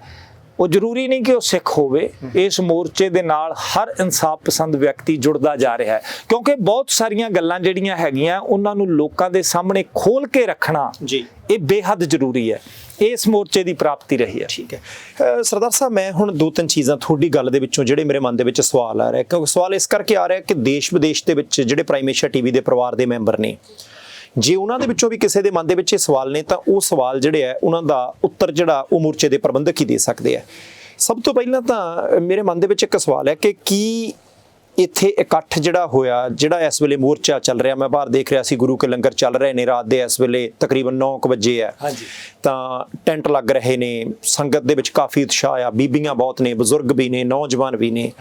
ਸਵਾਲ ਇਹ ਹੈ ਕਿ ਕੀ ਚੰਡੀਗੜ੍ਹ ਮੋਹਾਲੀ ਦੀ ਇਸ ਧਰਤੀ ਦੇ ਉੱਤੇ ਮੋਰਚਾ ਲਾ ਕੇ ਕੇਵਲ ਸੰਘਰਸ਼ ਕੀਤਾ ਜਾ ਰਿਹਾ, ਜਾਂ ਦੂਸਰੇ ਪਾਸੇ ਕਾਨੂੰਨੀ ਵਿੰਗ ਬਣਾ ਕੇ ਵੀ ਉਧਰਲੇ ਪਾਸੇ ਲੜਾਈ ਜਿਹੜੀ ਹੈ ਬੰਦੀ ਸਿੰਘਾਂ ਦੀ ਰਿਹਾਈ ਲਈ ਕੀ ਜਣੀ ਲੜੀ ਜਾ ਰਹੀ, ਕਿਉਂਕਿ ਆਖਿਰਕਾਰ ਤਾਂ ਉਧਰਲੇ ਰਸਤਿਓਂ ਹੀ ਜੋ ਕੁਛ ਹੋਣਾ ਹੋਣਾ ਹੈ। ਦੇਖੋ, ਦੋ ਗੱਲਾਂ ਨੇ ਜੀ। ਪਹਿਲੀ ਗੱਲ ਤਾਂ ਇਹ ਹੈ ਕਿ ਜਿੱਥੇ ਆਪਾਂ ਬੈਠੇ ਹਾਂ ਜੀ, ਇਸ ਧਰਤੀ ਦੇ ਨਾਲ ਇੱਕ ਇਤਿਹਾਸ ਜੁੜਦਾ ਹੈ। ਠੀਕ ਹੈ। ਇਹ ਉਹ ਧਰਤੀ ਹੈ ਜਿਹੜੀ ਗੁਰਦੁਆਰਾ ਸਿੰਘ ਸ਼ਹੀਦਾਂ ਸੁਹਾਣੇ ਤੋਂ ਹੁੰਦੀ ਹੋਈ ਸਿੱਧੀ ਫਤਿਹਗੜ੍ਹ ਸਾਹਿਬ ਨੂੰ ਜਾਂਦੀ ਹੈ। ਇਹ ਆਪਾਂ ਉਸ ਸੜਕ ਤੇ ਬੈਠੇ ਹਾਂ। ਦੂਜੀ ਗੱਲ ਜਿਹੜੀ ਤੁਸੀਂ ਕੀਤੀ ਹੈ ਕਿ ਇਹਦਾ ਜਿਹੜਾ ਕਾਨੂੰਨੀ ਪਹਿਲੂ ਹੈ ਜੀ, ਉਹ ਕੀ ਹੈ? ਜੀ, ਕਾਨੂੰਨੀ ਪਹਿਲੂ ਇਹਦਾ ਇਹ ਹੈ ਕਿ 1998 ਦਾ ਇੱਕ ਕੇਸ ਹੈ ਜੀ, 31 ਨੰਬਰ FIR ਹੈ। ਠੀਕ ਹੈ। ਉਹਦੇ ਵਿੱਚ 7 ਸਾਲ ਤੋਂ 10 ਸਾਲ ਦੀ ਕੈਦ ਹੈ। ਠੀਕ ਹੈ। ਠੀਕ ਹੈ। ਔਰ ਜਿਹੜਾ ਉਹਦਾ ਦੋਸ਼ੀ ਹੈ ਉਹ ਪਿਛਲੇ 27.5 ਸਾਲਾਂ ਤੋਂ ਪੁਲਿਸ ਦੀ ਕਸਟਡੀ ਦੇ ਵਿੱਚ ਹੈ। ਠੀਕ ਹੈ। ਠੀਕ ਹੈ। ਔਰ ਉਹਦਾ ਮੁਕੱਦਮੇ ਦਾ ਚਲਾਨ ਹੀ ਨਹੀਂ ਪੇਸ਼ ਕੀਤਾ ਜਾਂਦਾ। ਜੇਕਰ ਚਲਾਨ ਪੇਸ਼ ਕੀਤਾ ਗਿਆ ਤੇ ਹੁਣ ਉਹਦੇ ਤੇ ਜਿਹੜੇ ਚਾਰਜ ਫਰੇਮ ਹੋਣੇ ਆ ਉਹ ਨਹੀਂ ਕੀਤੇ ਜਾ ਰਹੇ। ਸੋ ਸਵਾਲ ਇਹ ਹੈ ਕਿ ਵੱਧ ਤੋਂ ਵੱਧ ਸਜ਼ਾ ਜੀ ਇੱਕ ਕਾਤਲ ਨੂੰ ਉਮਰ ਕੈਦ ਦੀ ਹੈ। ਠੀਕ ਹੈ। ਠੀਕ ਹੈ। ਦੇਸ਼ ਦੇ ਕਾਨੂੰਨ ਦੇ ਮੁਤਾਬਕ 14 ਸਾਲਾਂ ਬਾਅਦ ਬੰਦਾ ਬਾਹਰ ਆ ਜਾਂਦਾ ਹੈ। ਠੀਕ ਹੈ। ਕੁਝ ਲੋਕ 15 ਸਾਲ 16 ਸਾਲ ਵੀ ਰਹੇ ਤਾਂ ਯੂਪੀ ਦੇ ਵਿੱਚ ਜਿਹੜਾ ਸੀਗਾ ਉਹ ਸੁਪਰੀਮ ਕੋਰਟ ਨੇ ਸੰਗਿਆਨ ਲਿਆ। ਤਾਂ ਜਿਹੜੀ ਰਿਪੋਰਟ ਮੰਗਵਾਈ ਉਹਦੇ ਤੇ ਇਹ ਜਿਹੜੀਆਂ ਗੱਲਾਂ ਹੈਗੀਆਂ ਇਹ ਅਮਰ ਸਿੰਘ ਚਾਹਲ ਜੀ DG ਜੇਲ੍ਹ ਦੇ ਨਾਲ ਕਰ ਰਹੇ ਆ, ਹਨਾ। ਮੈਂ ਉੱਥੇ ਬੈਠਾ ਸੀ, ਮੈਂ ਸੁਣ ਰਿਹਾ ਹਨਾ, ਮੈਂ ਵਕੀਲ ਨਹੀਂ ਹਾਂ। ਠੀਕ ਹੈ। ਉਹ ਕਹਿੰਦੇ ਵੀ ਜਦੋਂ ਕੋਰਟ ਨੂੰ ਰਿਪੋਰਟ ਮਿਲਦੀ ਹੈ ਤਾਂ ਰਿਪੋਰਟ 'ਚ ਲਿਖਿਆ ਜਾਂਦਾ ਕਿ ਇਹਨਾਂ ਬੰਦਿਆਂ ਨੇ ਜੀ ਬਾਹਰ ਨਿਕਲਣ ਵਾਸਤੇ ਅਪਲਾਈ ਨਹੀਂ ਕੀਤਾ। ਅੱਛਾ ਜੀ। ਠੀਕ ਹੈ। ਤਾਂ ਕੋਰਟ ਹੁਕਮ ਦਿੰਦੀ ਹੈ ਵੀ ਅਪਲਾਈ ਕੋਈ ਕਰਦਾ ਨਹੀਂ ਕਰਦਾ 16 ਸਾਲਾਂ ਤੋਂ ਬਾਅਦ ਤੁਸੀਂ ਜੇਲ੍ਹ 'ਚ ਨਹੀਂ ਰੱਖਣਾ। ਠੀਕ ਹੈ। ਠੀਕ ਹੈ। ਬੰਦੀ ਸਿੰਘਾਂ ਨੂੰ 32 ਸਾਲ ਹੋ ਗਏ ਆ। ਸੋ ਹੁਣ ਉਹ ਕ੍ਰਿਮੀਨਲ ਪ੍ਰਿਜ਼ਨਰ ਨਹੀਂ ਹੈਗੇ। ਠੀਕ ਹੈ। ਉਹ ਪੋਲੀਟੀਕਲ ਪ੍ਰਿਜ਼ਨਰ ਨੇ। ਸੋ ਕਾਨੂੰਨੀ ਲੜਾਈ ਤੁਸੀਂ ਕਿੱਥੋਂ ਤੱਕ ਲੜੋਗੇ ਕਿ ਕੱਲ ਤਰੀਕ ਸੀ ਜਥੇਦਾਰ ਜਗਤਾਰ ਸਿੰਘ ਹਵਾਰਾ ਦੀ ਮੋਹਾਲੀ ਕੋਰਟ ਦੇ ਵਿੱਚ। ਠੀਕ ਹੈ। ਠੀਕ ਹੈ। ਤਾਂ ਪਿਛਲੀ ਤਰੀਕ ਦੇ ਵਿੱਚ SSP ਵੱਲੋਂ ਮਤਲਬ ਇਹ ਸੁਨੇਹਾ ਜਾਂਦਾ ਹੈ ਕੋਰਟ ਨੂੰ, ਕਿਉਂਕਿ ਜੱਜ ਸਾਹਿਬ ਕਹਿੰਦੇ ਆ ਕਿ ਉਹਨਾਂ ਨੂੰ ਭਾਈ ਪ੍ਰੋਡਕਸ਼ਨ ਵਾਰੰਟ ਤੇ ਲਿਆ ਕੇ ਉਹਨਾਂ ਤੇ ਚਾਰਜ ਫਰੇਮ ਕਰਨੇ ਆ, ਅਦਾਲਤ 'ਚ ਪੇਸ਼ ਕਰੋ ਜੀ। ਉਹ ਦਿੱਲੀ ਦੀ ਤਿਹਾੜ ਜੇਲ੍ਹ 'ਚ ਹੈ। ਤਾਂ ਜਿਹੜਾ ਬੰਦਾ ਸਰਕਾਰ ਵੱਲੋਂ ਆਉਂਦਾ ਹੈ, ਪੁਲਿਸ ਵੱਲੋਂ ਆਉਂਦਾ ਹੈ, ਤਾਂ ਉਹ ਆ ਕੇ ਕਹਿ ਦਿੰਦਾ ਜੀ ਕਿ ਅਸੀਂ ਤਿਹਾੜ ਜੇਲ੍ਹ ਨੂੰ ਈਮੇਲ ਭੇਜੀ ਸੀ। ਠੀਕ ਹੈ। ਤਾਂ ਜੱਜ ਜਿਹੜਾ ਹੈਗਾ ਉਹ SSP ਨੂੰ ਮਤਲਬ ਕਹਿੰਦਾ ਹੈ ਕਿ ਤੁਸੀਂ ਜਵਾਬ ਦੇਣਾ ਆ ਕੇ ਕਿ ਤੁਸੀਂ ਉਹਨੂੰ ਕਿਉਂ ਨਹੀਂ ਪੇਸ਼ ਕਰ ਰਹੇ, ਤੁਹਾਨੂੰ ਈਮੇਲ ਭੇਜਣ ਲਈ ਨਹੀਂ ਸੀ ਕਿਹਾ, ਤੁਹਾਨੂੰ ਬੰਦਾ ਲੈ ਕੇ ਆਉਣ ਲਈ ਕਿਹਾ ਸੀ। ਠੀਕ ਹੈ। ਹੁਣ ਸਾਨੂੰ ਜਦੋਂ ਰਾਤ ਨੂੰ ਇੱਥੇ 2000 ਬੰਦਾ ਬੈਠਦਾ ਹੈ, ਦਿਨੇ 15 ਤੋਂ 20 ਹਜ਼ਾਰ ਬੰਦਾ ਹੋ ਜਾਂਦਾ ਕਈ ਵਾਰ। 26 ਜਨਵਰੀ ਨੂੰ 1 ਲੱਖ ਬੰਦਾ ਇੱਥੇ ਮੁਹਾਲੀ ਦੀ ਧਰਤੀ ਤੇ ਇਕੱਠਾ ਹੋਇਆ। ਬਾਵਜੂਦ ਇਹਦੇ ਪੁਲਿਸ ਕਿਹਾ ਮਜ਼ਾਕ ਕਰਦੀ ਹੈ। ਮਤਲਬ ਜਿਹੜੀਆਂ ਐਫਰਟਸ ਅਸੀਂ ਮੋਰਚੇ ਵੱਲੋਂ ਕਰਨੀਆਂ ਨੇ ਜੀ, ਉਹਨਾਂ ਦੇ ਵਿੱਚ ਅਸੀਂ ਉਹਨਾਂ ਨੂੰ ਕਿਹਾ ਕਿ ਸਾਨੂੰ ਡੀਜੀਪੀ ਨਾਲ ਮਿਲਾ ਦਿਓ, ਹਨਾ। ਤਾਂ ਸਾਨੂੰ ਉਹ ਦਫ਼ਤਰ ਲੈ ਜਾਂਦੇ ਆ ਡੀਜੀਪੀ ਦੇ। ਠੀਕ ਹੈ ਸਰਦਾਰ ਪਾਲ ਸਿੰਘ ਫਰਾਂਸ, ਐਡਵੋਕੇਟ ਦਲਸ਼ੇਰ ਸਿੰਘ ਤੇ ਦਾਸ ਉਹਨਾਂ ਨਾਲ ਗਿਆ ਜੀ। ਉੱਥੇ ਉਹ ਕਹਿੰਦੇ ਜੀ ਤੁਸੀਂ ਏਡੀਜੀਪੀ ਇੰਟੈਲੀਜੈਂਸ ਨੂੰ ਮਿਲ ਲਓ, ਜਤਿੰਦਰ ਸਿੰਘ ਔਲਖ ਨੂੰ। ਠੀਕ ਹੈ, ਸਿਆਣੇ ਅਫਸਰ ਹੈ। ਇੰਟੈਲੀਜੈਂਸ ਸਰਕਾਰ ਦੀਆਂ ਜਿਹੜੀਆਂ ਹੈਗੀਆਂ ਉਹ ਕੰਨ ਤੇ ਅੱਖਾਂ ਹੁੰਦੇ ਆ। ਅਸੀਂ ਕਿਹਾ ਜੀ ਮਿਲਾ ਦਿਓ। ਹੁਣ ਤੁਸੀਂ ਦੇਖੋ ਅਸੀਂ 30 ਤਰੀਕ ਨੂੰ ਮਿਲ ਰਹੇ ਹਾਂ, 29 ਤਰੀਕ ਨੂੰ ਉਹਨਾਂ ਦੀ ਜਗ੍ਹਾ ਤੇ ਦੂਸਰਾ ਬੰਦਾ ਅਪੁਆਇੰਟ ਕਰ ਦਿੱਤਾ ਗਿਆ, 31 ਤਰੀਕ ਨੂੰ ਉਹਨਾਂ ਦੀ ਰਿਟਾਇਰਮੈਂਟ ਹੈ। ਸਰਕਾਰ ਕਿੱਡਾ ਕੋਝਾ ਮਜ਼ਾਕ ਕਰ ਰਹੀ ਹੈ, ਹੈ ਨਾ। ਇਹ ਲੋਕਾਂ ਦੀ ਭਾਵਨਾ ਦੀ ਕਦਰ ਹੈ ਇਸ ਹਕੂਮਤ ਦੇ ਵਿੱਚ। ਠੀਕ ਹੈ ਜੀ। ਚਲੋ ਜੀ ਅਸੀਂ ਉੱਥੋਂ ਆ ਜਾਂਦੇ ਆ। ਐਸਐਸਪੀ ਕਹਿੰਦਾ ਉਹਨਾਂ ਨੂੰ ਲੈ ਕੇ ਆਵਾਂਗੇ, ਬਟ ਪਰਸੋਂ ਰਾਤ ਨੂੰ ਜੀ ਇੱਕ ਐਸਐਚਓ ਜੱਜ ਦੇ ਘਰ ਜਾ ਕੇ ਕਹਿੰਦਾ ਹੈ ਕਿ ਉਹਨਾਂ ਨੂੰ ਤੁਸੀਂ ਜੀ ਇੱਥੇ ਵੀਡੀਓ ਕਾਨਫਰੰਸਿੰਗ ਦੇ ਜ਼ਰੀਏ ਉਹਨਾਂ ਤੇ ਚਾਰਜ ਫਰੇਮ ਕਰ ਦਿਓ, ਅਸੀਂ ਉਹਨਾਂ ਨੂੰ ਲਿਆ ਨਹੀਂ ਸਕਦੇ। ਠੀਕ ਹੈ, ਉਹਨਾਂ ਨੂੰ ਲਿਆਉਣ ਦਾ ਪ੍ਰਬੰਧ ਨਹੀਂ ਹੈ। ਠੀਕ ਹੈ, ਇੱਥੇ ਸਾਨੂੰ ਐਸਪੀ ਆ ਕੇ ਦੱਸ ਰਿਹਾ ਹੈ ਜੀ ਉਹ ਜਿਹੜੀਆਂ ਭਾਰਤ ਦੀਆਂ ਏਜੰਸੀਆਂ ਉਹ ਅਲਾਉ ਨਹੀਂ ਕਰਦੀਆਂ। ਮੈਂ ਕਿਹਾ ਜੀ ਤੁਹਾਡੇ ਤੇ ਕਿਸ ਤਰ੍ਹਾਂ ਭਰੋਸਾ ਕਰੀਏ? ਅਸੀਂ ਹਰ ਰੋਜ਼ ਪ੍ਰੈਸ ਕਾਨਫਰੰਸ ਕਰਦੇ ਹਾਂ, ਰੌਲੀ ਪਾਉਂਦੇ ਹਾਂ, ਤੁਸੀਂ ਵੀ ਪ੍ਰੈਸ ਵਾਲਿਆਂ ਨੂੰ ਬੁਲਾ ਕੇ ਦੱਸੋ ਇਹ ਗੱਲ। ਫਿਰ ਅਸੀਂ ਕੇਂਦਰ ਸਰਕਾਰ ਨੂੰ ਪੁੱਛੀਏ ਵੀ ਤੁਹਾਡੀਆਂ ਏਜੰਸੀਆਂ। ਜਿਹੜੇ ਬੰਦੇ ਅੰਦਰ ਗਏ ਆ ਉਹ ਕ੍ਰਿਮੀਨਲ ਮਾਈਂਡਡ ਨਹੀਂ ਸਨ। ਠੀਕ ਹੈ, ਮੈਂ ਜਥੇਦਾਰ ਜਗਤਾਰ ਸਿੰਘ ਹਵਾਰਾ ਹੋਰਾਂ ਨਾਲ ਪੜ੍ਹਿਆ 3 ਸਾਲ, ਅਸੀਂ ਹੋਸਟਲ 'ਚ ਰਹੇ ਹਾਂ, ਫਰੀਦਕੋਟ ਬਲਜਿੰਦਰਾ ਕਾਲਜ। ਠੀਕ ਹੈ, ਔਰ ਤੁਸੀਂ ਯਕੀਨ ਕਰਿਓ ਕਿ ਸਾਡੇ ਹੋਸਟਲ ਦੇ ਸਭ ਤੋਂ ਸ਼ਰੀਫ ਜੇ ਕੋਈ ਸੀ ਤੇ ਇਹ ਜਥੇਦਾਰ ਸਾਹਿਬ ਸੀ। ਸਾਰਾ ਦਿਨ ਪਾਠ ਕਰਨਾ ਔਰ ਰੱਜ ਕੇ ਖੇਡਣਾ ਔਰ ਕਿਸੇ ਨੂੰ ਵੀ ਆਰਾਮ ਨਹੀਂ ਕਰਨ ਦੇਣਾ। ਮਤਲਬ ਕਈ ਵਾਰੀ ਆਲਸ ਕਰ ਜਾਂਦੇ ਆ ਨਾ ਆਪਾਂ ਗਰਾਊਂਡ 'ਚ ਜਾਣ, ਸਭ ਨੂੰ ਗਰਾਊਂਡ 'ਚ ਲੈ ਕੇ ਜਾਣਾ। ਔਰ ਮਤਲਬ ਪੂਰੀ ਤਰ੍ਹਾਂ ਇਮਾਨਦਾਰ, ਪੂਰੀ ਤਰ੍ਹਾਂ ਸ਼ਰੀਫ, ਪੂਰੀ ਤਰ੍ਹਾਂ ਰੱਬ ਦਾ ਨਾਮ ਲੈਣ ਵਾਲਾ ਇੱਕ ਸ਼ਖਸ ਜਿਹੜਾ ਹੈਗਾ ਉਹ ਆਪਣੇ ਗੁਰੂ ਦੀ ਰਾਹ ਤੇ ਚੱਲਦਾ ਹੈ। ਕਿਉਂਕਿ ਚੂ ਕਾਰਜ ਹਮਾ ਹੀਲ ਤੇ ਦਰਗੁਜਸਤ ਹਲਾਲ ਅਸਤ ਬੁਰਦਨ ਬਾ ਸ਼ਮਸ਼ੀਰ ਦਸਤ। ਠੀਕ ਹੈ, ਅਸੀਂ ਨਾਂ ਦੇ ਸਿੱਖ ਹਾਂ ਜੀ। ਠੀਕ ਹੈ, ਉਹ ਸਿਪਾਹੀ ਸੀ ਦਸ਼ਮੇਸ਼ ਪਿਤਾ ਦਾ, ਕਿਉਂਕਿ ਉਹਦੀ ਦੱਸੀ ਹੋਈ ਰਾਹ ਤੇ ਚੱਲਿਆ ਕਿ ਜਦੋਂ ਸਾਰੇ ਗੱਲਬਾਤ ਦੇ ਦਰਵਾਜ਼ੇ ਬੰਦ ਹੋ ਜਾਣ ਤਾਂ ਫਿਰ ਤਲਵਾਰ ਦੇ ਮੁੱਠੇ ਤੇ ਹੱਥ ਜਾਣਾ ਜ਼ਰੂਰੀ ਹੈ। ਠੀਕ ਹੈ, ਇੱਕ ਹਾਂਜੀ ਪਲੀਜ਼ ਤੁਸੀਂ ਕੋਈ ਨਹੀਂ ਚਲੋ ਕਹਿਣ ਦਾ ਭਾਵ ਵੀ ਉਹ ਇਵੈਂਟ ਕਰਦੇ ਆ, ਉਹ ਅੰਦਰ ਬੈਠੇ ਆ, ਸਜ਼ਾ ਭੁਗਤ ਲਈ। ਠੀਕ ਹੈ, ਉਹਨਾਂ ਨੇ ਫਰੌਤੀਆਂ ਨਹੀਂ ਮੰਗੀਆਂ, ਅੰਦਰ ਬੈਠਿਆ ਕਤਲ ਨਹੀਂ ਕਰਾਏ। ਭਾਈ ਗੁਰਮੀਤ ਸਿੰਘ, ਭਾਈ ਸ਼ਮਸ਼ੇਰ ਸਿੰਘ ਤੇ ਭਾਈ ਲਖਵਿੰਦਰ ਸਿੰਘ, ਉਹਨਾਂ ਦੀਆਂ ਪਰੋਲਸ ਹੋਈਆਂ। ਕਿਸੇ ਗਵਾਂਢੀ ਨੂੰ ਪਤਾ ਨਹੀਂ ਲੱਗਿਆ ਵੀ ਇਹ ਬੰਦੇ ਪਰੋਲਸ ਤੇ ਆਏ ਆ। ਠੀਕ ਹੈ, ਉਹਨਾਂ ਨੇ ਕਿਸੇ ਤਰ੍ਹਾਂ ਦੀ ਕੋਈ ਹਰਕਤ ਜਾਂ ਵਾਇਲੈਂਸ ਨਹੀਂ ਕੀਤੀ। ਤਾਂ ਫਿਰ ਇਹਨਾਂ ਨੂੰ ਕੌਣ ਆ ਕੇ ਦੱਸਦਾ ਵੀ ਇਹਨਾਂ ਦੇ ਆਉਣ ਨਾਲ ਅਮਨ ਕਾਨੂੰਨ ਜਿਹੜਾ ਖਤਰੇ 'ਚ ਹੈ? ਸਰਦਾਰ ਸਾਹਿਬ ਮੈਨੂੰ ਹੁਣ ਇੱਕ ਚੀਜ਼ ਹੋਰ ਥੋੜੀ ਜਿਹੀ ਦੱਸਣ ਦੀ ਖੇਚਲ ਕਰਿਓ ਕਿ ਜਿਵੇਂ ਤੁਸੀਂ ਪਹਿਲਾਂ ਜ਼ਿਕਰ ਕੀਤਾ ਸੀ, ਇੱਕ ਮੈਂ ਬਾਰ-ਬਾਰ ਸੁਣਦਾ ਸੀ ਇਸ ਮੋਰਚੇ ਦੇ ਵਿੱਚੋਂ ਕਿ ਸਾਨੂੰ ਇੱਕ ਹੋਣਾ ਚਾਹੀਦਾ ਇਸ ਕਾਰਜ ਦੇ ਲਈ ਸਾਰਿਆਂ ਨੂੰ। ਹੁਣ ਜੇ ਇੱਕ ਹੋਣਾ ਚਾਹੀਦਾ ਸੀ, ਵੈਸੇ ਮਨ ਦੇ ਵਿੱਚ ਸਵਾਲ ਆਉਂਦਾ ਕਿ ਉਧਰ ਸ਼੍ਰੋਮਣੀ ਗੁਰਦੁਆਰਾ ਪ੍ਰਬੰਧਕ ਕਮੇਟੀ ਵਾਲਿਆਂ ਨੇ ਇੱਕ ਦਸਤਖਤ ਮੁਹਿੰਮ ਸ਼ਾਇਦ ਇਸ ਮੋਰਚੇ ਤੋਂ ਵੀ ਪਹਿਲਾਂ ਦੀ ਸ਼ੁਰੂ ਕੀਤੀ ਹੈ। ਹੁਣ ਜੇ ਉਹਨਾਂ ਦੀ ਗੱਲ ਸੁਣੀਏ ਤਾਂ ਉਹ ਕਹਿੰਦੇ ਜੀ 13 ਲੱਖ ਦਸਤਖਤ ਹੋ ਗਏ। ਅਸੀਂ ਜੰਗੀ ਪੱਧਰ ਦੇ ਉੱਤੇ ਐਡਵੋਕੇਟ ਧਾਮੀ ਸਾਹਿਬ ਜਿਹੜੇ ਐਸਜੀਪੀਸੀ ਦੇ ਪ੍ਰਧਾਨ ਨੇ, ਉਹ ਕਹਿੰਦੇ ਜੀ ਜੰਗੀ ਪੱਧਰ ਤੇ ਚਲਾਈ ਹੈ, ਅਸੀਂ ਤਾਂ ਥਾਂ-ਥਾਂ ਤੇ ਕੰਮ ਕਰ ਰਹੇ ਹਾਂ, ਅਸੀਂ ਵਫਦ ਲੈ ਕੇ ਜਾ ਰਹੇ ਹਾਂ। ਹੁਣ ਕੀ ਉਹਨਾਂ ਦੀ ਚਲਾਈ ਹੋਈ ਮੁਹਿੰਮ ਦੇ ਉੱਤੇ ਯਕੀਨ ਨਹੀਂ ਸੀ ਕਿ ਮੋਰਚਾ ਲਾਉਣਾ ਪਿਆ, ਜਾਂ ਉਹ ਜਦੋਂ ਆਏ ਸੀ ਉਦੋਂ ਵੀ ਇੱਥੇ ਹੋਇਆ ਕਿ ਉਹਨਾਂ ਦੀ ਗੱਡੀ ਦੇ ਸ਼ੀਸ਼ੇ ਭੱਜੇ ਨੇ? ਪਹਿਲਾਂ ਉਹਨਾਂ ਨੇ ਸੰਬੋਧਨ ਕੀਤਾ ਤੇ ਉਹਨਾਂ ਨੇ ਕਿਹਾ ਕਿ ਮੈਨੂੰ ਬੁਲਾਇਆ ਗਿਆ ਸੀ। ਜਾਣੀ ਇੱਕ ਪਾਸੇ ਤਾਂ ਮੈਂ ਸਿਰਫ ਆਮ ਜਿਹੜਾ ਬੰਦਾ ਦੂਰ ਦਰਾਜ ਬੈਠਾ, ਕਿਉਂਕਿ ਹਰ ਇੱਕ ਬੰਦਾ ਇੱਥੇ ਆ ਕੇ ਸ਼ਿਰਕਤ ਨਹੀਂ ਕਰ ਸਕਦਾ, ਖੁਦ ਆ ਕੇ ਸੁਣ ਨਹੀਂ ਸਕਦਾ। ਜੇ ਆਪਾਂ ਉਹਨਾਂ ਦੇ ਮਨਾਂ ਤੋਂ ਜਾਲੇ ਲਾਉਣੇ ਹੋਣ ਕਿ ਆਖਰਕਾਰ ਗੱਲ ਕੀ ਹੈ ਕਿ ਇਸ ਵੇਲੇ 2 ਮੁਹਿੰਮਾਂ ਚੱਲ ਰਹੀਆਂ, ਇੱਕ ਪਾਸੇ ਮੋਰਚਾ ਚੱਲ ਰਿਹਾ, ਦੂਸਰੇ ਪਾਸੇ ਦਸਤਖਤ ਮੁਹਿੰਮ ਚੱਲ ਰਹੀ ਹੈ। ਦੋਨਾਂ ਧਿਰਾਂ ਦਾ ਆਸ਼ਾ ਉਦੇਸ਼ ਇੱਕ ਹੈ। ਹੁਣ ਆਪਾਂ ਇੱਕ ਪਾਸੇ ਲੋਕਾਂ ਨੂੰ ਤਾਂ ਕਹਿੰਦੇ, ਸੰਗਤ ਨੂੰ ਕਹਿੰਦੇ ਇਕੱਠੇ ਹੋ ਜਾਈਏ, ਇਹ ਦੋਵੇਂ ਧਿਰਾਂ ਇਕੱਠੀਆਂ ਕਿਉਂ ਨਹੀਂ ਹੋ ਸਕਦੀਆਂ? ਜਾਣੀ ਕਿ ਘਾਟ ਕਿੱਥੇ, ਕਮਜ਼ੋਰੀ ਕਿੱਥੇ ਹੈ ਜੀ? ਦੇਖੋ ਤੁਹਾਡਾ ਸਵਾਲ ਜਿਹੜਾ ਹੈ ਇਹ ਬਹੁਤ ਮਤਲਬ ਦਿਲਚਸਪ ਹੈ, ਸਮਝਣ ਵਾਲਾ ਹੈ, ਔਰ ਸੱਚਮੁੱਚ ਇਹ ਜਾਲਾ ਜਿਹੜਾ ਹੈਗਾ ਲੱਥਣਾ ਚਾਹੀਦਾ ਲੋਕਾਂ ਦੀਆਂ ਅੱਖਾਂ ਤੋਂ, ਹਨਾ। ਵੈਸੇ ਤਾਂ ਜਾਲਾ ਜਿਹੜਾ ਹੈ ਉਹ ਮਤਲਬ ਜਿਸ ਵੇਲੇ 12 ਅਕਤੂਬਰ ਨੂੰ ਬਰਗਾੜੀ ਦੀਆਂ ਗਲੀਆਂ ਦੇ ਵਿੱਚ ਸ੍ਰੀ ਗੁਰੂ ਗ੍ਰੰਥ ਸਾਹਿਬ ਜੀ ਦੇ ਅੰਗ ਖਿਲਰਦੇ ਆ, ਬੇਅਦਬੀ ਹੁੰਦੀ ਹੈ, ਇਹ ਕਾਲਾ ਮੋਤੀਆ ਤਾਂ ਲੋਕਾਂ ਦੀਆਂ ਅੱਖਾਂ ਤੋਂ ਲਗਭਗ ਉਦੋਂ ਹੀ ਉਤਰ ਗਿਆ ਸੀ। ਪਰ ਬਹੁਤ ਸਾਰੇ ਲੋਕਾਂ ਦੀਆਂ ਅੱਖਾਂ ਤੋਂ ਨਹੀਂ ਉਤਰਿਆ ਜੀ। ਉਹਦੀਆਂ ਕਈ ਵਜ੍ਹਾ ਹੈਗੀਆਂ, ਆਪਾਂ ਉਧਰ ਨਹੀਂ ਜਾਣਾ। ਪਰ ਆਪਾਂ ਸਿੱਧਾ ਸਵਾਲ ਤੇ ਆਉਨੇ ਆ ਜਿਹੜਾ ਤੁਸੀਂ ਕੀਤਾ ਹੈ।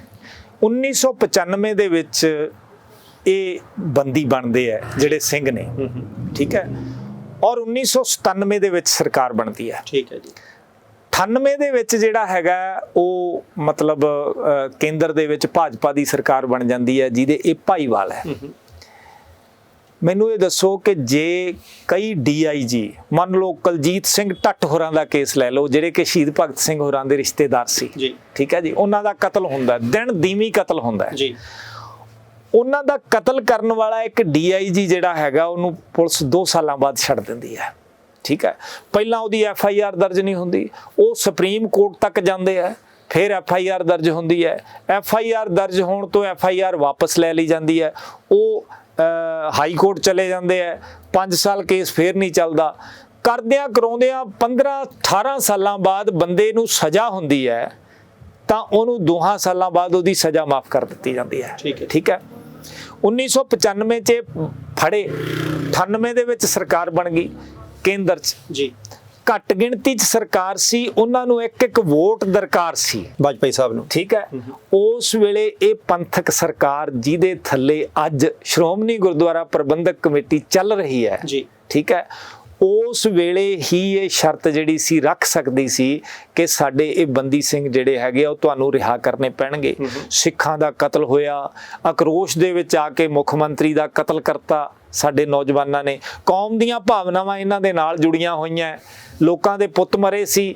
ਇਹਨਾਂ ਨੇ ਜਿਹੜਾ ਬੰਦਾ ਕੁਰਸੀ ਤੇ ਬਹਿ ਕੇ ਆਪਣੀ ਤਾਕਤ ਦੀ ਦੁਵਰਤੋਂ ਕਰ ਰਿਹਾ ਸੀ, ਕਾਨੂੰਨ ਦੀ ਅਣਦੇਖੀ ਕਰਕੇ, ਅਦਾਲਤਾਂ ਦੀ ਕਾਨੂੰਨ ਨੂੰ ਹੱਥ 'ਚ ਲੈ ਕੇ ਉਹਦਾ ਜੇ ਕਤਲ ਕਰ ਦਿੱਤਾ ਤਾਂ ਇਹ ਭਾਈ ਸਜ਼ਾ ਮਾਫ ਹੋਣੀ ਚਾਹੀਦੀ ਹੈ, ਗੱਲ ਕੀਤੀ ਜਾ ਸਕਦੀ ਸੀ। ਉਸ ਤੋਂ ਬਾਅਦ ਆ ਜਾਓ, ਉਸ ਤੋਂ ਬਾਅਦ ਇਹਨਾਂ ਦੀ ਸਰਕਾਰ ਜਿਹੜੀ ਹੈਗੀ ਹੈ ਉਹ 2007 ਤੋਂ ਲੈ ਕੇ 2017 ਤੱਕ ਬਣਦੀ ਹੈ, 10 ਸਾਲ ਜੀ। ਉਸੇ ਸਰਕਾਰ ਦੇ ਦੌਰਾਨ ਸਰਦਾਰ ਸੁਖਬੀਰ ਸਿੰਘ ਬਾਦਲ ਜਥੇਦਾਰ ਜਗਤਾਰ ਸਿੰਘ ਹਵਾਰਾ ਨੂੰ ਕਾਤਲ ਕਹਿੰਦੇ ਆ, ਉਹਨਾਂ ਨੇ ਕਿਹਾ। ਬਿਲਕੁਲ ਉਸੇ ਸਰਕਾਰ ਦੇ ਦੌਰਾਨ ਜੀ ਭਾਈ ਗੁਰਬਖਸ਼ ਸਿੰਘ ਜਿਹੜੇ ਹੈਗੇ ਆ ਉਹ ਜਿਸ ਵੇਲੇ ਅੰਬ ਸਾਹਿਬ ਗੁਰਦੁਆਰੇ ਬੈਠਦੇ ਆ ਜੀ, ਤਾਂ ਉਹਨਾਂ ਦਾ ਸਾਰਾ ਜਿਹੜਾ ਮਤਲਬ ਅੰਦੋਲਨ ਹੈ, ਸਾਰਾ ਮੋਰਚਾ ਹੈ, ਉਹਨੂੰ ਤਾਰ ਪੀੜੋ ਕਰਨ ਦੀ ਕੋਸ਼ਿਸ਼ ਕੀਤੀ ਜਾਂਦੀ ਹੈ। ਸ਼੍ਰੀ ਅਕਾਲ ਤਖਤ ਸਾਹਿਬ ਦੇ ਜਥੇਦਾਰ ਨੂੰ ਵਿੱਚ ਵੜ ਕੇ ਝੂਠੇ ਵਾਅਦੇ ਕੀਤੇ ਜਾਂਦੇ ਆ। ਉਸ ਤੋਂ ਬਾਅਦ ਉਹਨਾਂ ਨੂੰ ਕਿਸੇ ਵੀ ਗੁਰੂ ਘਰ ਦੇ ਵਿੱਚ ਸ਼੍ਰੋਮਣੀ ਗੁਰਦੁਆਰਾ, ਕਿਉਂਕਿ ਉਦੋਂ ਹਰਿਆਣਾ ਗੁਰਦੁਆਰਾ ਪ੍ਰਬੰਧਕ ਕਮੇਟੀ ਵੀ ਇਹਨਾਂ ਦੇ ਅੰਡਰ ਸੀ ਜੀ, ਉਹਨਾਂ ਨੂੰ ਮੋਰਚਾ ਨਹੀਂ ਲਾਉਣ ਦਿੱਤਾ ਜਾਂਦਾ। ਆਖਰ ਚਲੋ ਉਹਨਾਂ ਦੀ ਬਲੀ ਲੈ ਲਈ ਜਾਂਦੀ ਹੈ, ਉਹਨਾਂ ਦੀ ਸ਼ਹਾਦਤ ਹੋ ਜਾਂਦੀ ਹੈ। ਇਸੇ ਤਰ੍ਹਾਂ ਫਿਰ ਬਾਪੂ ਸੂਰਤ ਸਿੰਘ ਬੈਠ ਜਾਂਦੇ ਆ ਇਸੇ ਹੀ ਪੰਥਕ ਸਰਕਾਰ ਦੇ ਸਮੇਂ। ਉਹਨਾਂ ਨੂੰ ਕਿਸ ਤਰ੍ਹਾਂ ਉੱਥੋਂ ਚੱਕਿਆ ਜਾਂਦਾ ਹੈ, ਬਜਾਏ ਇਸ ਦੇ ਕਿ ਉਹ ਗੱਲਾਂ ਮੰਨੀਆਂ ਜਾਂਦੀਆਂ, ਕਿਉਂਕਿ ਉਸ ਵੇਲੇ ਤੱਕ ਜਿਸ ਵੇਲੇ ਬਾਪੂ ਸੂਰਤ ਸਿੰਘ ਹੋਰਾਂ ਨੂੰ ਕੀਤਾ ਉਦੋਂ ਵੀ ਇਹ ਉਮਰ ਕੈਦ ਦੀਆਂ ਸਜ਼ਾਵਾਂ ਪੂਰੀਆਂ ਕਰ ਚੁੱਕੇ ਸੀ, ਠੀਕ ਹੈ। ਤਾਂ ਇਹੀ ਸਰਕਾਰ ਜਿਹੜੀ ਹਰ ਵਾਰ ਇਹ ਲਿਖਦੀ ਹੈ, ਕਿਉਂਕਿ ਉਹਨਾਂ ਨੂੰ ਅੰਦਰ ਰੱਖਣ ਦਾ ਇੱਕੋ ਇੱਕ ਤਰਕ ਹੈ, ਕਿਉਂਕਿ ਜਿਹੜਾ ਪ੍ਰਸ਼ਾਸਨ ਹੈ ਜੀ ਉਹ ਇਹ ਗੱਲ ਕਹਿੰਦਾ ਹੈ ਵੀ ਇਹਨਾਂ ਦੇ ਆਉਣ ਦੇ ਨਾਲ ਅਮਨ ਕਾਨੂੰਨ ਨੂੰ ਖਤਰਾ ਹੈ ਜੀ। ਹੁਣ ਕੇਂਦਰ ਦੇ ਵਿੱਚ ਵੀ ਤੁਹਾਡੇ ਭਾਈਵਾਲ ਬੈਠੇ ਆ, ਮੋਦੀ ਜੀ, ਇੱਥੇ ਤੁਸੀਂ ਬੈਠੇ ਹੋ, ਜੇ ਤੁਸੀਂ ਉਸ ਵੇਲੇ ਨਹੀਂ ਕੀਤਾ ਤਾਂ ਫਿਰ ਅੱਜ ਅਡੰਬਰ ਕਿਉਂ? ਪਹਿਲੀ ਗੱਲ ਜੀ। ਚਲੋ ਜੇ ਕੀਤਾ ਹੀ ਜਾ ਰਿਹਾ ਹੈ ਤਾਂ ਉਸ ਦੀ ਵੀ ਪ੍ਰਸ਼ੰਸਾ ਕਰਨੀ ਬਣਦੀ ਹੈ, ਪਰ ਸਵਾਲ ਇਹ ਹੈ ਕਿ ਤੁਸੀਂ 10 ਲੱਖ 13 ਲੱਖ ਲੋਕਾਂ ਦੇ ਸਿਗਨੇਚਰ ਕਰਵਾ ਰਹੇ ਹੋ ਜਾ ਕੇ, ਹਨਾ, ਸਾਰੇ ਮੁਲਾਜ਼ਮ ਲਾਏ ਹੋਏ ਨੇ, ਲੋਕ ਇਕੱਠੇ ਨਹੀਂ ਹੁੰਦੇ, ਪਿੰਡਾਂ 'ਚ ਬਾਜਾਂ ਦਿੰਦੇ ਨੇ, ਹਨਾ, ਚਲੋ ਕਰਵਾ ਲੇ। 10 ਲੱਖ ਲੋਕਾਂ ਨੇ ਖੁਦ ਇਕੱਠੇ ਹੋ ਕੇ ਚੱਬੇ ਦੀ ਧਰਤੀ ਤੇ ਜਥੇਦਾਰ ਜਗਤਾਰ ਸਿੰਘ ਹਵਾਰਾ ਨੂੰ ਸ਼੍ਰੀ ਅਕਾਲ ਤਖਤ ਸਾਹਿਬ ਦਾ ਜਥੇਦਾਰ ਚੁਣਿਆ। ਭਾਈ ਉਹਨੂੰ ਤਾਂ ਮੰਨ ਲਓ, ਸ਼੍ਰੋਮਣੀ ਗੁਰਦੁਆਰਾ ਪ੍ਰਬੰਧਕ ਕਮੇਟੀ ਉਹਨੂੰ ਜਥੇਦਾਰ ਮੰਨੇ, ਕਿਉਂਕਿ ਅਗਰ ਤੁਸੀਂ ਉਹਨਾਂ ਨੂੰ ਮਨੋਨੀਤ ਕਰ ਦਿਓਗੇ ਵੀ ਇਹ ਲੋਕਾਂ ਦੀਆਂ ਭਾਵਨਾਵਾਂ ਦੁਆਰਾ ਚੁਣਿਆ ਗਿਆ ਜਥੇਦਾਰ ਹੈ, ਤਾਂ ਕੇਂਦਰ ਤੇ ਤਾਂ ਘੱਟੋ ਘੱਟ ਮਤਲਬ ਇੱਕ ਪ੍ਰੈਸ਼ਰ ਪੈਂਦਾ ਨਾ ਕਿ ਭਾਈ ਅਸੀਂ ਕੌਮ ਦਾ ਜਥੇਦਾਰ ਜਿਹੜਾ ਹੈਗਾ ਉਹਨੂੰ ਕਾਨੂੰਨ ਦੀ ਉਲੰਘਣਾ ਕਰਕੇ।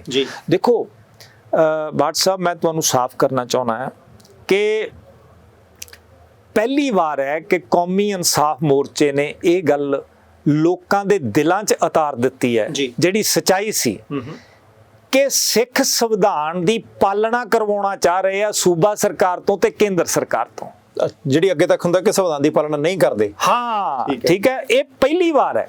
ਗਣਤੰਤਰ ਦਿਵਸ ਵਾਲੇ ਦਿਨ ਇੱਥੇ ਲੱਖ ਲੋਕਾਂ ਦਾ ਇਕੱਠੇ ਹੋਣਾ, ਠੀਕ ਹੈ, ਔਰ ਇਸ ਗੱਲ ਨੂੰ ਲੈ ਕੇ ਇਕੱਠੇ ਹੋਣਾ ਕਿ ਭਾਰਤ ਦਾ ਸੰਵਿਧਾਨ ਕਹਿੰਦਾ ਬੰਦਾ 14 ਸਾਲਾਂ ਬਾਹਰ ਆਉਣਾ ਚਾਹੀਦਾ ਹੈ। ਭਾਰਤ ਦੀ ਸਰਕਾਰ ਬੰਦਿਆਂ ਨੂੰ 30 ਸਾਲਾਂ ਤੋਂ ਅੰਦਰ ਰੱਖ ਰਹੀ ਹੈ।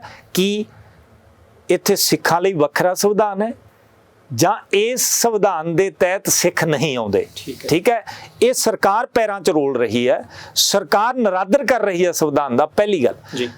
ਦੂਜਾ ਜਿਹੜੀ ਮੋਰਚੇ ਦੀ ਮੰਗ ਹੈਗੀ ਹੈ ਉਹ ਹੈ ਸ਼੍ਰੀ ਗੁਰੂ ਗ੍ਰੰਥ ਸਾਹਿਬ ਜੀ ਦੀਆਂ ਬੇਅਦਬੀਆਂ। ਜੀ ਮੈਂ 1 ਮਿੰਟ ਲਈ ਆਉਣਾ ਜੀ, ਉਹ ਮੈਨੂੰ ਸੀਗਾ ਕਿ ਮੁੱਦਿਆਂ ਨੂੰ ਆਪਾਂ ਵੱਖ-ਵੱਖ ਕਰਕੇ ਹੀ, ਠੀਕ ਹੈ ਜੀ। ਮੈਂ ਪ੍ਰਾਈਮ ਏਸ਼ੀਆ ਟੀਵੀ ਦੇ ਪਰਿਵਾਰ ਦੇ ਮੈਂਬਰਾਂ ਨੂੰ ਦੱਸ ਦੇਣਾ ਚਾਹੁੰਦਾ ਕਿ ਇਸ ਵੇਲੇ ਅਸੀਂ ਮੁਹਾਲੀ ਚੰਡੀਗੜ੍ਹ ਦੀ ਧਰਤੀ ਤੇ ਹਾਂ, ਜਿੱਥੇ ਬੰਦੀ ਸਿੰਘਾਂ ਦੀ ਰਿਹਾਈ ਦੇ ਲਈ ਕੌਮੀ ਇਨਸਾਫ ਮੋਰਚਾ ਚੱਲ ਰਿਹਾ। ਸਾਡੀ ਗੱਲਬਾਤ ਸਰਦਾਰ ਬਲਵਿੰਦਰ ਸਿੰਘ ਜੀ ਦੇ ਨਾਲ ਹੋ ਰਹੀ ਹੈ ਤੇ ਮੈਂ ਗੱਲ ਨੂੰ ਪੜਚੋਲ ਕਰਨ ਦੀ ਕੋਸ਼ਿਸ਼ ਕਰ ਰਿਹਾ ਸੀ ਕਿ ਭਾਈ ਏਕਤਾ ਕਿਉਂ ਨਹੀਂ, ਦੋ ਵੱਖਰੀਆਂ ਧਾਰਾ ਕਿਉਂ ਚੱਲ ਰਹੀਆਂ, ਮੋਰਚਾ ਕਿੱਥੇ ਕੁ ਪਹੁੰਚਿਆ। ਮੈਂ ਸਰਦਾਰ ਸਾਹਿਬ ਇਹ ਤੋਂ ਪਹਿਲਾਂ ਕਿ ਆਪਾਂ ਸ਼੍ਰੀ ਗੁਰੂ ਗ੍ਰੰਥ ਸਾਹਿਬ ਜੀ ਦੀ ਬੇਅਦਬੀ ਵਾਲਾ ਮੁੱਦਾ ਉਧਰਲੇ ਪਾਸੇ ਚੱਲੀਏ, ਮੇਰੇ ਮਨ ਦੇ ਵਿੱਚ 3 ਸਵਾਲ ਨੇ। ਮੈਂ ਜਿਸ ਦਿਨ ਧਾਮੀ ਸਾਹਿਬ ਵਾਲਾ ਮਸਲਾ ਹੋਇਆ ਸੀ ਪ੍ਰਧਾਨ ਸਾਹਿਬ ਦਾ, ਉਹਦੇ ਤੋਂ ਬਾਅਦ ਮੈਂ ਸਰਦਾਰ ਸੁਖਬੀਰ ਸਿੰਘ ਬਾਦਲ ਸਾਹਿਬ ਦੇ ਮੀਡੀਆ ਸਲਾਹਕਾਰ ਵੀ ਨੇ, ਸਿਆਸੀ ਸਕੱਤਰ ਵੀ ਨੇ, ਅਕਾਲੀ ਦਲ ਦੇ ਬੁਲਾਰੇ ਵੀ ਨੇ, ਚਰਨਜੀਤ ਸਿੰਘ ਬਰਾੜ ਸਾਹਿਬ, ਉਹਨਾਂ ਨੂੰ ਇਹ ਸਵਾਲ ਪੁੱਛਿਆ ਸੀ ਕਿ 1998 ਦੇ ਵਿੱਚ, ਕਿਉਂਕਿ ਤੁਸੀਂ ਪ੍ਰੈਸ ਕਾਨਫਰੰਸ ਕੀਤੀ ਸੀ ਉਦੋਂ ਬਕਾਇਦਾ, ਕਿ ਭਾਈ ਕਿਉਂ ਨਹੀਂ ਰਿਹਾ ਕੀਤੇ, ਕਿ ਭਾਈ ਤੁਹਾਡੀ ਸਰਕਾਰ ਸੀ, ਕੇਂਦਰ ਦੇ ਵਿੱਚ ਤੁਹਾਡੀ ਸਰਕਾਰ ਸੀ, ਜੋ ਇਹਨਾਂ ਬਿਨ ਤੁਸੀਂ ਮੁੱਦਾ ਚੁੱਕਿਆ ਮੈਂ ਸਵਾਲ ਪੁੱਛ ਲਿਆ। ਉਹ ਕਹਿੰਦੇ ਜੀ ਗੁੰਮਰਾਹ ਕੀਤਾ ਜਾ ਰਿਹਾ ਕਿ ਉਦੋਂ ਤਾਂ ਸਜ਼ਾਵਾਂ ਹੀ ਨਹੀਂ ਸੀ ਪੂਰੀਆਂ ਕੀਤੀਆਂ, ਉਦੋਂ ਤਾਂ ਜੇ ਮਸਲਾ ਹੀ ਤੱਤਾ ਸੀ, 2-3 ਸਾਲ ਤਾਂ ਹੋਏ ਸੀ ਉਹਨਾਂ ਨੂੰ ਅੰਦਰ ਹੋਇਆ, ਉਦੋਂ ਇਹ ਸਵਾਲ ਰੱਖਿਆ ਹੀ ਨਹੀਂ ਸੀ ਜਾ ਸਕਦਾ। ਇਹ ਤਾਂ ਅੱਜ ਦੇ ਸਮੇਂ ਦੀ ਗੱਲ ਹੈ ਕਿ ਭਾਈ ਇੰਨੇ ਸਾਲ ਉਹਨਾਂ ਨੂੰ ਹੋ ਗਏ ਤੇ ਕਹਿੰਦੇ ਅੱਜ ਅਸੀਂ ਲੱਗੇ ਹੋਏ ਹਾਂ। ਨਹੀਂ, DIG ਨੂੰ 3 ਸਾਲਾਂ ਬਾਅਦ ਛੱਡ ਦੇਣਾ, ਗੁਰਮੀਤ ਸਿੰਘ ਪਿੰਕੀ ਨੂੰ 4 ਸਾਲਾਂ ਬਾਅਦ ਛੱਡ ਦੇਣਾ, ਠੀਕ ਹੈ, ਉਹਨਾਂ ਲਈ ਹੋਰ ਕਾਨੂੰਨ ਹੈ। ਸਵਾਲ ਤਾਂ ਇਹ ਹੈ ਕਿ ਤੁਸੀਂ 50 ਤੋਂ ਵੱਧ ਪੁਲਿਸ ਅਫਸਰ ਜਿਹੜੇ ਹੈਗੇ ਆ ਉਹਨਾਂ ਨੂੰ ਰਾਜਪਾਲ ਦੇ ਕੋਲੋਂ ਸਜ਼ਾ ਮੁਆਫ ਕਰਵਾਈ ਹੈ ਕਿਉਂਕਿ ਕੈਬਨਿਟ ਕੋਲੇ ਤਾਕਤ ਹੈ, ਠੀਕ ਹੈ ਨਾ। ਤਾਂ ਤੁਹਾਡੇ ਕੋਲੇ ਤਾਂ ਤਾਕਤ ਸੀ, ਕੇਂਦਰ 'ਚ ਵੀ ਤਾਕਤ ਸੀ ਔਰ ਇੱਥੇ ਵੀ ਤਾਕਤ ਸੀ, ਠੀਕ ਹੈ ਨਾ ਜੀ। ਸੋ ਇਹ ਤਾਂ ਉਹਨਾਂ ਦਾ ਜਵਾਬ ਬਹੁਤ ਬੇਹੂਦਾ ਹੈ, ਠੀਕ ਹੈ ਜੀ। ਦੂਜੀ ਗੱਲ ਜਿਹੜੀ ਹੈਗੀ ਹੈ, ਤੁਸੀਂ ਉਹ ਗੱਲ ਵਿੱਚ ਰਹਿ ਗਈ ਸੀ ਵੀ ਪਰਿਵਾਰ ਨੂੰ ਕਿਉਂ ਨਹੀਂ ਇਕੱਠਾ ਕੀਤਾ ਜਾ ਰਿਹਾ, ਹੈ ਨਾ। ਹਾਂ, ਉਹ ਗੱਲ ਦੱਸਣੀ ਬਹੁਤ ਜ਼ਰੂਰੀ ਹੈ ਜੀ। ਉਹਦੇ 'ਚ ਇਹ ਸੀ ਕਿ ਜਥੇਦਾਰ ਜਗਤਾਰ ਸਿੰਘ ਹਵਾਰਾ ਦੀਆਂ 200 ਦੇ ਲਗਭਗ ਚਿੱਠੀਆਂ ਮੈਂ ਉਹਨਾਂ ਦੇ ਪਿਤਾ ਜੀ ਕੋਲੇ ਪੜ੍ਹੀਆਂ। 200 ਚਿੱਠੀਆਂ, ਹਾਂ, ਠੀਕ ਹੈ ਜੀ। ਕੁਛ ਚਿੱਠੀਆਂ ਉਹਨਾਂ ਨੇ ਜਿਹੜੀਆਂ ਸੀਗੀਆਂ ਉਹ ਯਾਦ ਵਜੋਂ ਫੋਟੋ ਸਟੇਟ ਕਰਾ ਕੇ ਰੱਖੀਆਂ ਸੀ, ਕੁਛ ਚਿੱਠੀਆਂ ਉਹਨਾਂ ਦੇ ਕੋਲ ਹੀ ਰਹਿ ਗਈਆਂ, ਕੁਛ ਚਿੱਠੀਆਂ ਉਹਨਾਂ ਨੂੰ ਜਾਤੀ ਤੌਰ ਤੇ ਲਿਖੀਆਂ ਉਹਨਾਂ ਨੇ ਜਥੇਦਾਰ ਬਣਨ ਤੋਂ ਬਾਅਦ ਜੀ। ਉਹਨਾਂ ਸਾਰੀਆਂ ਚਿੱਠੀਆਂ ਦੇ ਵਿੱਚ ਨਾ ਇੱਕ ਬੇਬਲਤਾ ਹੈ ਕਿ ਸਿੱਖ ਕੌਮ ਇਕੱਠੀ ਹੋ ਜਾਏ, ਠੀਕ ਹੈ, ਸਿੱਖ ਕੌਮ ਇਕੱਠੀ ਹੋ ਜਾਏ।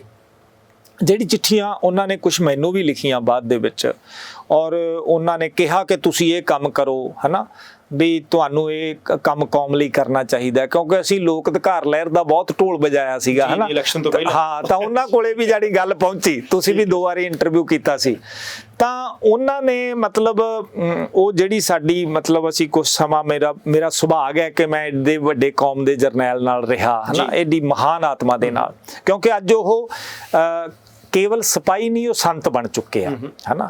ਸਾਰਾ ਦਿਨ ਉੱਥੇ ਪਾਠ ਕਰਨਾ, ਉਹਨਾਂ ਦੀ ਸੋਧੀ ਹੋਈ ਜ਼ਿੰਦਗੀ ਜਿਹੜੀ ਹੈ ਜੇਲ੍ਹ ਦੇ ਵਿੱਚ, ਤਾਂ ਉਹਨਾਂ ਨੇ ਮਤਲਬ ਜਿਹੜਾ ਸੀਗਾ ਪਰਿਵਾਰ ਇਕੱਠਾ ਕਰਨਾ, ਹਾਂ, ਪਰਿਵਾਰ ਇਕੱਠਾ ਕਰਨ ਵਾਲੀ ਗੱਲ ਸੀ।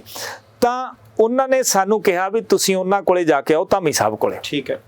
ਅਸੀਂ 15 ਅਕਤੂਬਰ ਨੂੰ ਉੱਥੇ ਗਏ, ਜਿਹਦਾ ਉਹਨਾਂ ਨੇ ਜ਼ਿਕਰ ਪ੍ਰੈਸ ਕਾਨਫਰੰਸ 'ਚ ਵੀ ਕੀਤਾ ਕਿ ਸਾਡੇ ਕੋਲੇ ਆਏ, ਚੱਲ ਕੇ ਗਏ। ਹਾਂ, ਮੈਂ ਵੀ ਗਿਆ, ਪਾਲ ਸਿੰਘ ਫਰਾਂਸ ਜੀ ਸੀਗੇ ਉਹ ਵੀ ਗਏ, ਬਾਬਾ ਜੀ ਰਾਮਪੁਰ ਖੇੜੇ ਵਾਲੇ ਉਹਨਾਂ ਦੇ ਬੇਟੇ ਵੀ ਗਏ। ਇਹਦੇ ਬਾਰੇ ਉਹਨਾਂ ਨੇ ਕਿਹਾ ਸੀਗਾ ਪ੍ਰੈਸ ਕਾਨਫਰੰਸ 'ਚ ਕਿ ਇੱਕ ਮਹਾਂਪੁਰਸ਼ ਵੀ ਗਏ, ਉਹਨਾਂ ਦਾ ਨਾਂ ਨਹੀਂ ਲੈਣਾ, ਹੈ ਨਾ, ਪਰ ਮੈਂ ਲੈਣਾ ਕਿਉਂਕਿ ਅਸੀਂ ਲੈਂਦੇ ਹਾਂ, ਠੀਕ ਹੈ ਜੀ। ਤੇ ਸਾਡੇ ਕੋਲੇ ਕੁਝ ਵੀ ਲੁਕਾਉਣ ਨੂੰ ਨਹੀਂ ਹੈ ਜੀ। 5 ਪਿਆਰੇ ਵੀ ਗਏ, ਉਹ 5 ਪਿਆਰੇ ਜਿਨ੍ਹਾਂ ਨੇ ਉਹਨਾਂ ਨੂੰ ਕੱਢਿਆ ਜੀ SGPC ਨੇ, ਤਾਂ ਅਸੀਂ ਜਾ ਕੇ ਉਹਨਾਂ ਕੋਲੇ ਬੇਨਤੀ ਕੀਤੀ ਸੀ ਕਿ ਅਸੀਂ ਲਾਉਣਾ ਮੋਰਚਾ 7 ਤਰੀਕ ਨੂੰ। ਸੁਹਾਣਾ ਸਾਹਿਬ ਦਾ ਗੁਰਦੁਆਰਾ ਤੇ ਅੰਬ ਸਾਹਿਬ ਦਾ ਗੁਰਦੁਆਰਾ SGPC ਦੇ ਅੰਡਰ ਹੈ, ਇੱਕ ਤਾਂ ਸਾਡੀ ਮਦਦ ਕੀਤੀ ਜਾਵੇ, ਦੂਜਾ ਅਸੀਂ ਕਿਹਾ ਵੀ 328 ਸਰੂਪਾਂ ਦਾ ਵੀ ਮਾਮਲਾ ਨਾਲ ਹੈ, ਠੀਕ ਹੈ ਨਾ, ਵੀ ਉਹਨੂੰ ਮਸਲੇ ਨੂੰ ਤੁਸੀਂ ਸੁਲਝਾਓ ਤੇ ਆਪਾਂ ਪਰਿਵਾਰ ਇਕੱਠਾ ਹੋਈਏ। ਦੇਖੋ ਆਪਾਂ ਇੱਕ ਟੱਬਰ ਹਾਂ, ਅਸੀਂ ਲੜ ਪਏ, ਹੁਣ ਪਰਿਵਾਰ ਇਕੱਠਾ ਹੋਣਾ ਹੈ। ਤੁਸੀਂ ਕੀਤੀ ਆ ਗਲਤੀ ਜਾਂ ਮੈਂ ਗਲਤੀ ਕੀਤੀ ਹੈ, ਸਭ ਤੋਂ ਪਹਿਲਾਂ ਤਾਂ ਫਰਜ਼ ਇਹ ਹੈ ਵੀ ਮੈਂ ਗਲਤੀ ਨੂੰ ਮੰਨਾਂ, ਸਵੀਕਾਰ ਕਰਾਂ, ਉਹਨੂੰ ਮਹਿਸੂਸ ਕਰਾਂ। ਦੂਸਰਾ ਇਹ ਹੈ ਵੀ ਮੈਂ ਪਰਿਵਾਰ ਦੇ ਮੁਖੀ ਤੋਂ ਮਾਫੀ ਮੰਗਾ, ਪਰਿਵਾਰ ਤੋਂ ਮਾਫੀ ਮੰਗਾ। ਹੁਣ ਪਰਿਵਾਰ ਆਪਣਾ ਕੀ ਹੈ, ਸੰਗਤ ਹੈ, ਸਿੱਖ ਸੰਗਤ ਹੈ, ਸ਼੍ਰੀ ਗੁਰੂ ਗ੍ਰੰਥ ਸਾਹਿਬ ਜੀ ਦੀ ਅਗਵਾਈ 'ਚ ਮੋਰਚਾ ਲੱਗਿਆ ਹੈ ਨਾ, ਸੰਗਤੀ ਰੂਪ 'ਚ ਲੱਗਿਆ, ਤਾਂ ਉਹਨਾਂ ਨੂੰ ਇੱਥੇ ਆ ਕੇ ਸੰਗਤ ਤੋਂ ਮਾਫੀ ਮੰਗਣੀ ਚਾਹੀਦੀ ਸੀ, ਠੀਕ ਹੈ। ਹੁਣ ਉਦੋਂ ਅਗਲੀ ਗੱਲ ਹੈਗੀ ਹੈ ਕਿ ਮੈਂ ਗਲਤੀ ਨੂੰ ਸੁਧਾਰਾਂ, ਠੀਕ ਹੈ ਨਾ, ਨਾ ਕਿ ਮੈਂ ਗੋਲ-ਮੋਲ ਗੱਲਾਂ ਕਰਾਂ। ਹੁਣ ਜਦੋਂ ਉਹ ਇੱਥੇ ਆਏ ਹੈਗੇ ਆ, ਸ਼ਾਮ ਨੂੰ ਟੈਲੀਫੋਨ ਆਉਂਦਾ ਇੱਕ ਬੰਦੇ ਨੂੰ, ਗੁਰਸੇਵਕ ਸਿੰਘ ਉਹਦਾ ਨਾਂ ਹੈ, ਮੈਂ ਬਹੁਤ ਪ੍ਰੈਸ ਕਾਨਫਰੰਸਾਂ 'ਚ ਦੱਸਿਆ ਹੈ ਨਾ। ਚਲੋ ਉਹਨਾਂ ਨੂੰ ਮੈਂ ਪੁੱਛਿਆ ਵੀ ਤੁਹਾਨੂੰ ਕਿਹਨੇ ਕਿਹਾ, ਉਹ ਕਹਿੰਦੇ ਜੀ ਪਰਮਜੀਤ ਸਿੰਘ ਨੇ ਕਿਹਾ, ਮੈਂ ਜਾਣਦਾ ਨਹੀਂ ਸੀ ਜੀ। ਗੁਰਦੀਪ ਸਿੰਘ ਬਠਿੰਡਾ ਪੁਰਾਣੇ ਅਕਾਲੀ ਦਲ ਦੇ ਮਤਲਬ ਲੀਡਰ ਰਹੇ ਆ 99 ਦੇ ਵਿੱਚ, ਉਹਨਾਂ ਨੇ ਜਾਣੀ ਭਾਈ ਰੋਡੇ ਨਾਲ, ਸੰਤਾਂ ਦੇ ਪਿਤਾ ਜੀ ਨਾਲ ਕਿੰਨੀਆਂ ਸੀਟਾਂ ਜਿੱਤੀਆਂ ਰਲ ਕੇ, ਹਨਾ, ਉਸ ਵੇਲੇ ਦੇ ਜੁੜੇ ਵੇ। ਚਲੋ ਮੈਂ ਉਹਨਾਂ ਨੂੰ ਪੁੱਛਿਆ ਜੀ ਉਹ ਕੌਣ ਹੈ, ਉਹ ਕਹਿੰਦੇ ਜੀ ਉਹ SGPC ਦੇ ਇੱਕ ਮੈਂਬਰ ਹੈਗੇ ਆ। ਮੈਂ ਕਿਹਾ ਜੀ ਉਹ ਇੱਥੇ ਆਉਣਾ ਚਾਹੁੰਦੇ ਆ ਧਾਮੀ ਸਾਹਿਬ, ਉਹਨਾਂ ਨੂੰ ਬੇਨਤੀ ਕਰ ਦਿਓ। ਇੱਥੇ ਤਾਲਮੇਲ ਕਮੇਟੀ ਨੇ ਫੈਸਲਾ ਲੈ ਲਿਆ ਸੀ ਵੀ ਉਹ ਆਪਣੇ ਹਿੱਸੇ ਦਾ ਕੰਮ ਕਰਕੇ ਆਉਣ ਇੱਥੇ, ਹਨਾ, ਸਰੂਪਾਂ ਵਾਲਾ। ਚਲੋ ਜੀ ਉਹ ਜਿਹੜੇ ਹੈਗੇ ਆ ਉਹ ਇੱਥੇ ਆ ਜਾਂਦੇ ਆ, ਬਾਵਜੂਦ ਇਹਦੇ ਵੀ ਰੋਕਣ ਦੇ ਉਹਨਾਂ ਨੂੰ ਸੁਨੇਹਾ ਲੱਗ ਜਾਂਦਾ ਹੈ, ਠੀਕ ਹੈ, ਪਰ ਉਹ ਬਾਵਜੂਦ ਇਹਦੇ ਵੀ ਆ ਜਾਂਦੇ ਆ।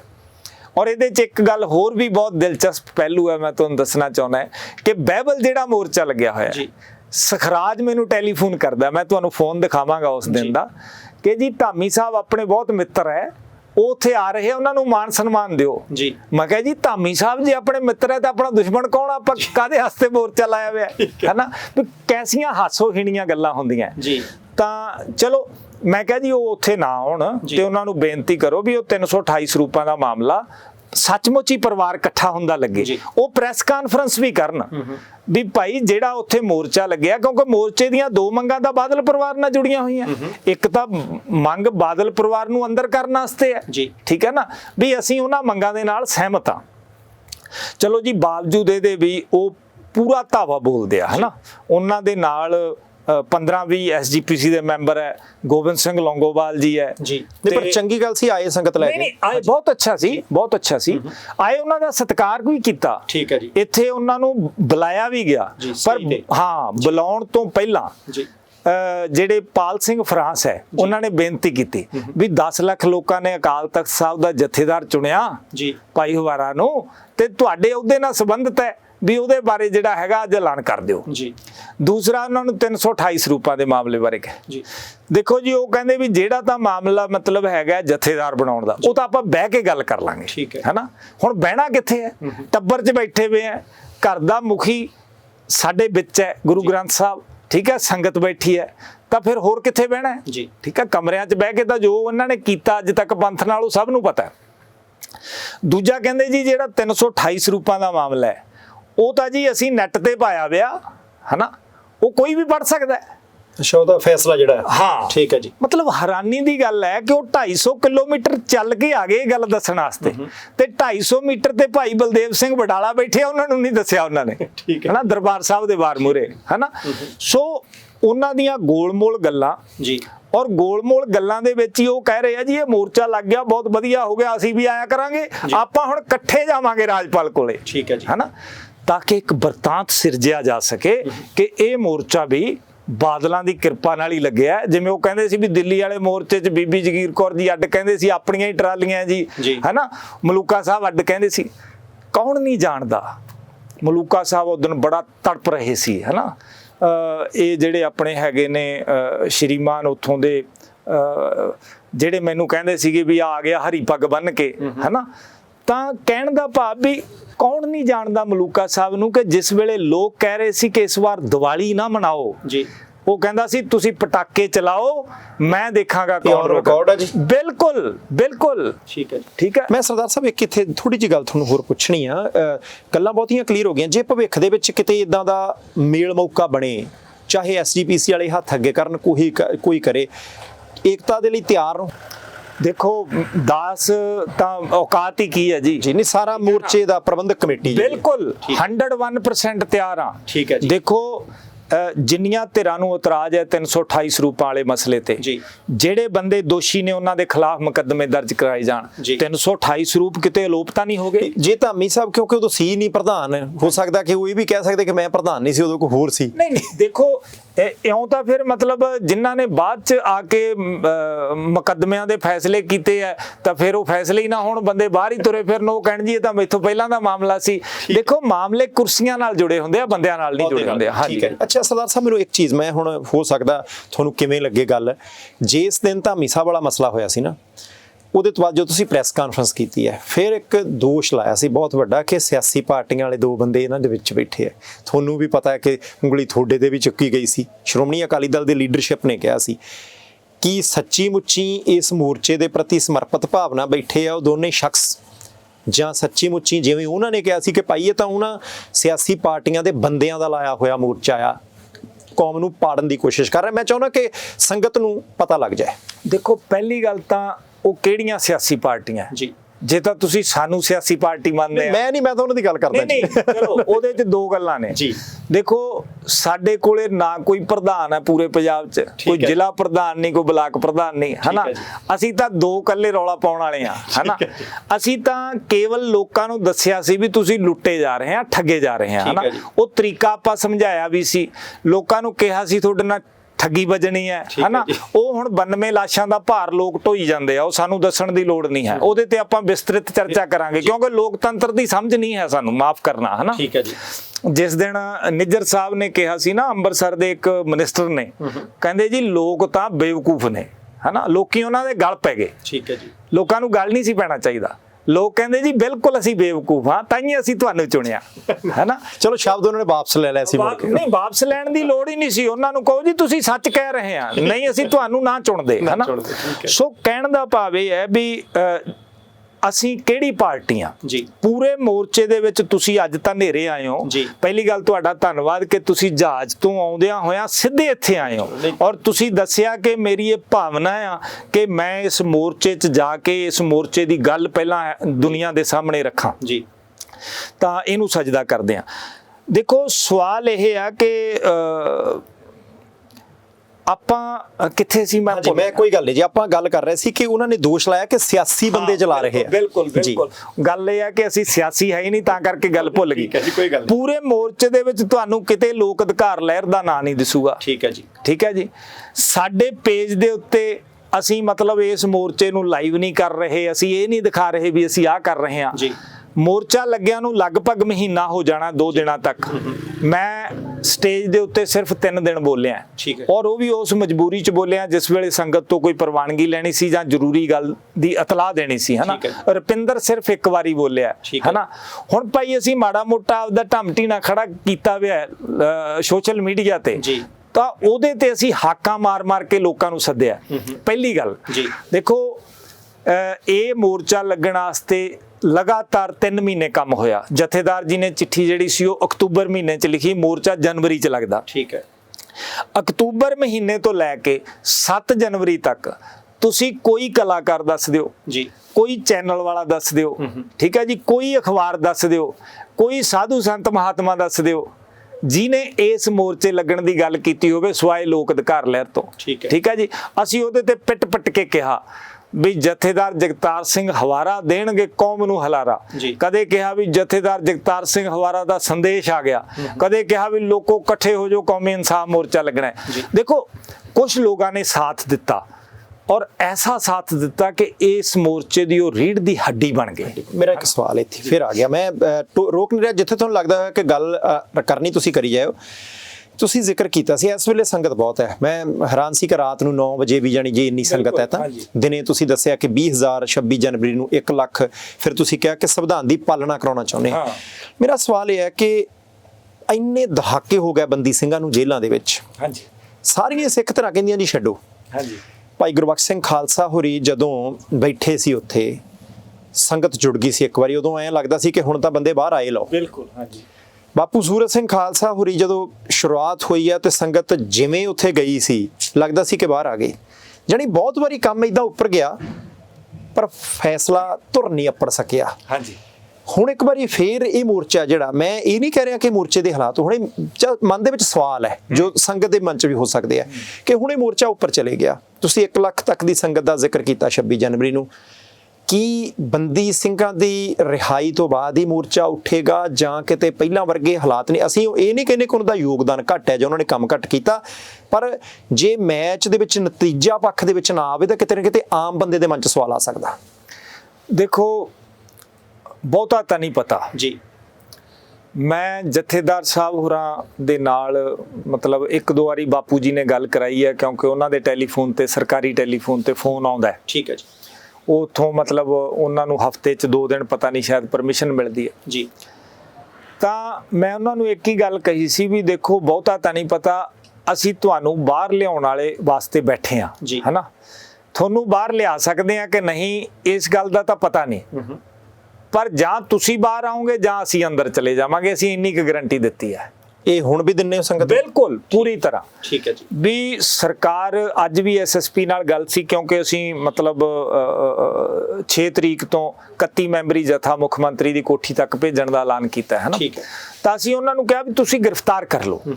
ਠੀਕ ਹੈ, ਉਹ ਕਹਿੰਦੇ ਜੀ ਤੁਸੀਂ ਉੱਥੇ ਜਾ ਨਹੀਂ ਸਕਦੇ।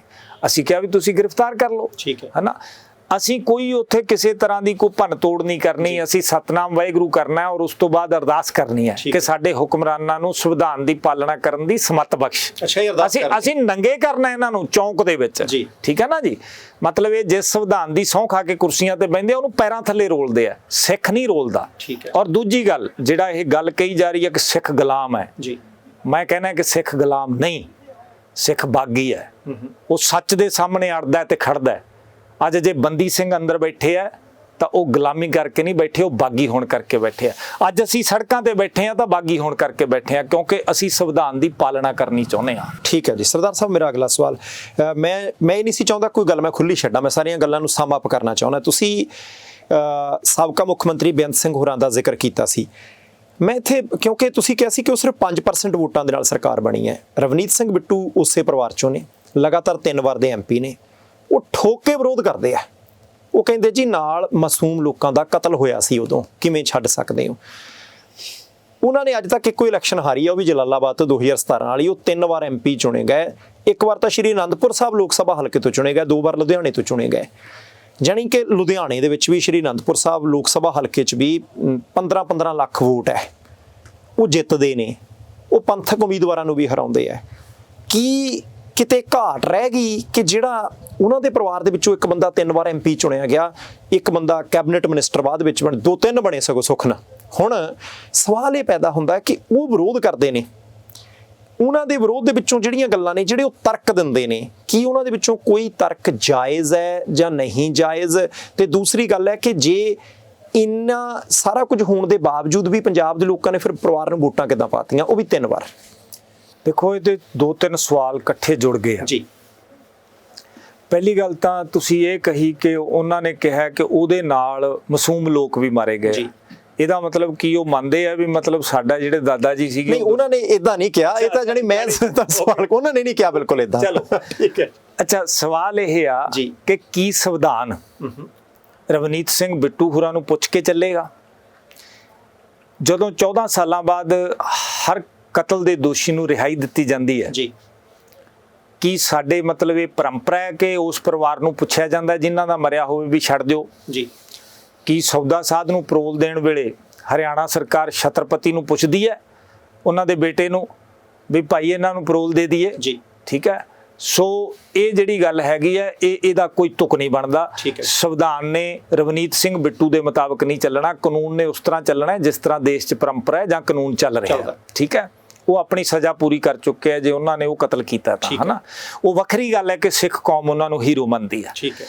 ਦੂਜੀ ਗੱਲ, ਤੁਸੀਂ ਕਿਹਾ ਕਿ ਲੋਕ ਉਹਨਾਂ ਨੂੰ ਵੋਟਾਂ ਪਾਉਂਦੇ ਆ ਜੀ। ਦੇਖੋ, ਸਵਾਲ ਇਹ ਹੈ ਕਿ ਇਹ ਸਵਾਲ ਸਿਰ ਉਹ 5% ਚੋਂ ਆਇਆ ਸੀ ਜੀ। ਮੈਂ ਤੁਹਾਡੀ ਗੱਲ, ਤੁਸੀਂ ਜਦੋਂ ਕਹੇ 5%, ਨਹੀਂ ਬਿਲਕੁਲ ਠੀਕ ਹੈ, ਬਿਲਕੁਲ ਨਹੀਂ 5% ਚੋਂ ਨਹੀਂ, ਸੱਚੀ ਗੱਲ ਹੈ ਕਿ ਲੋਕਾਂ ਨੇ ਕਾਂਗਰਸ ਨੂੰ ਚੁਣਿਆ ਜੀ। ਸਰਕਾਰਾਂ ਬਣੀਆਂ ਜਿਨ੍ਹਾਂ ਨੇ ਦਰਬਾਰ ਸਾਹਿਬ ਢਾਇਆ ਸੀ। ਇਹਦੇ 'ਚ ਸਵਾਲ, ਇਹਦਾ ਜਵਾਬ ਇੰਨਾ ਕੀ ਹੈ ਬਾਟ ਸਾਹਿਬ ਕਿ ਉਹ ਮੈਨੂੰ ਸ਼ੇਰ ਜ਼ਿਆਦਾ ਨਹੀਂ ਆਉਂਦੇ ਨਾ। हाँ, वो कहता भी हमें तो अपनों ने मारा, गैरों में कहाँ दम था, है ना। हमारी कश्ती वहां डूबी जहां पानी कम था, है ना।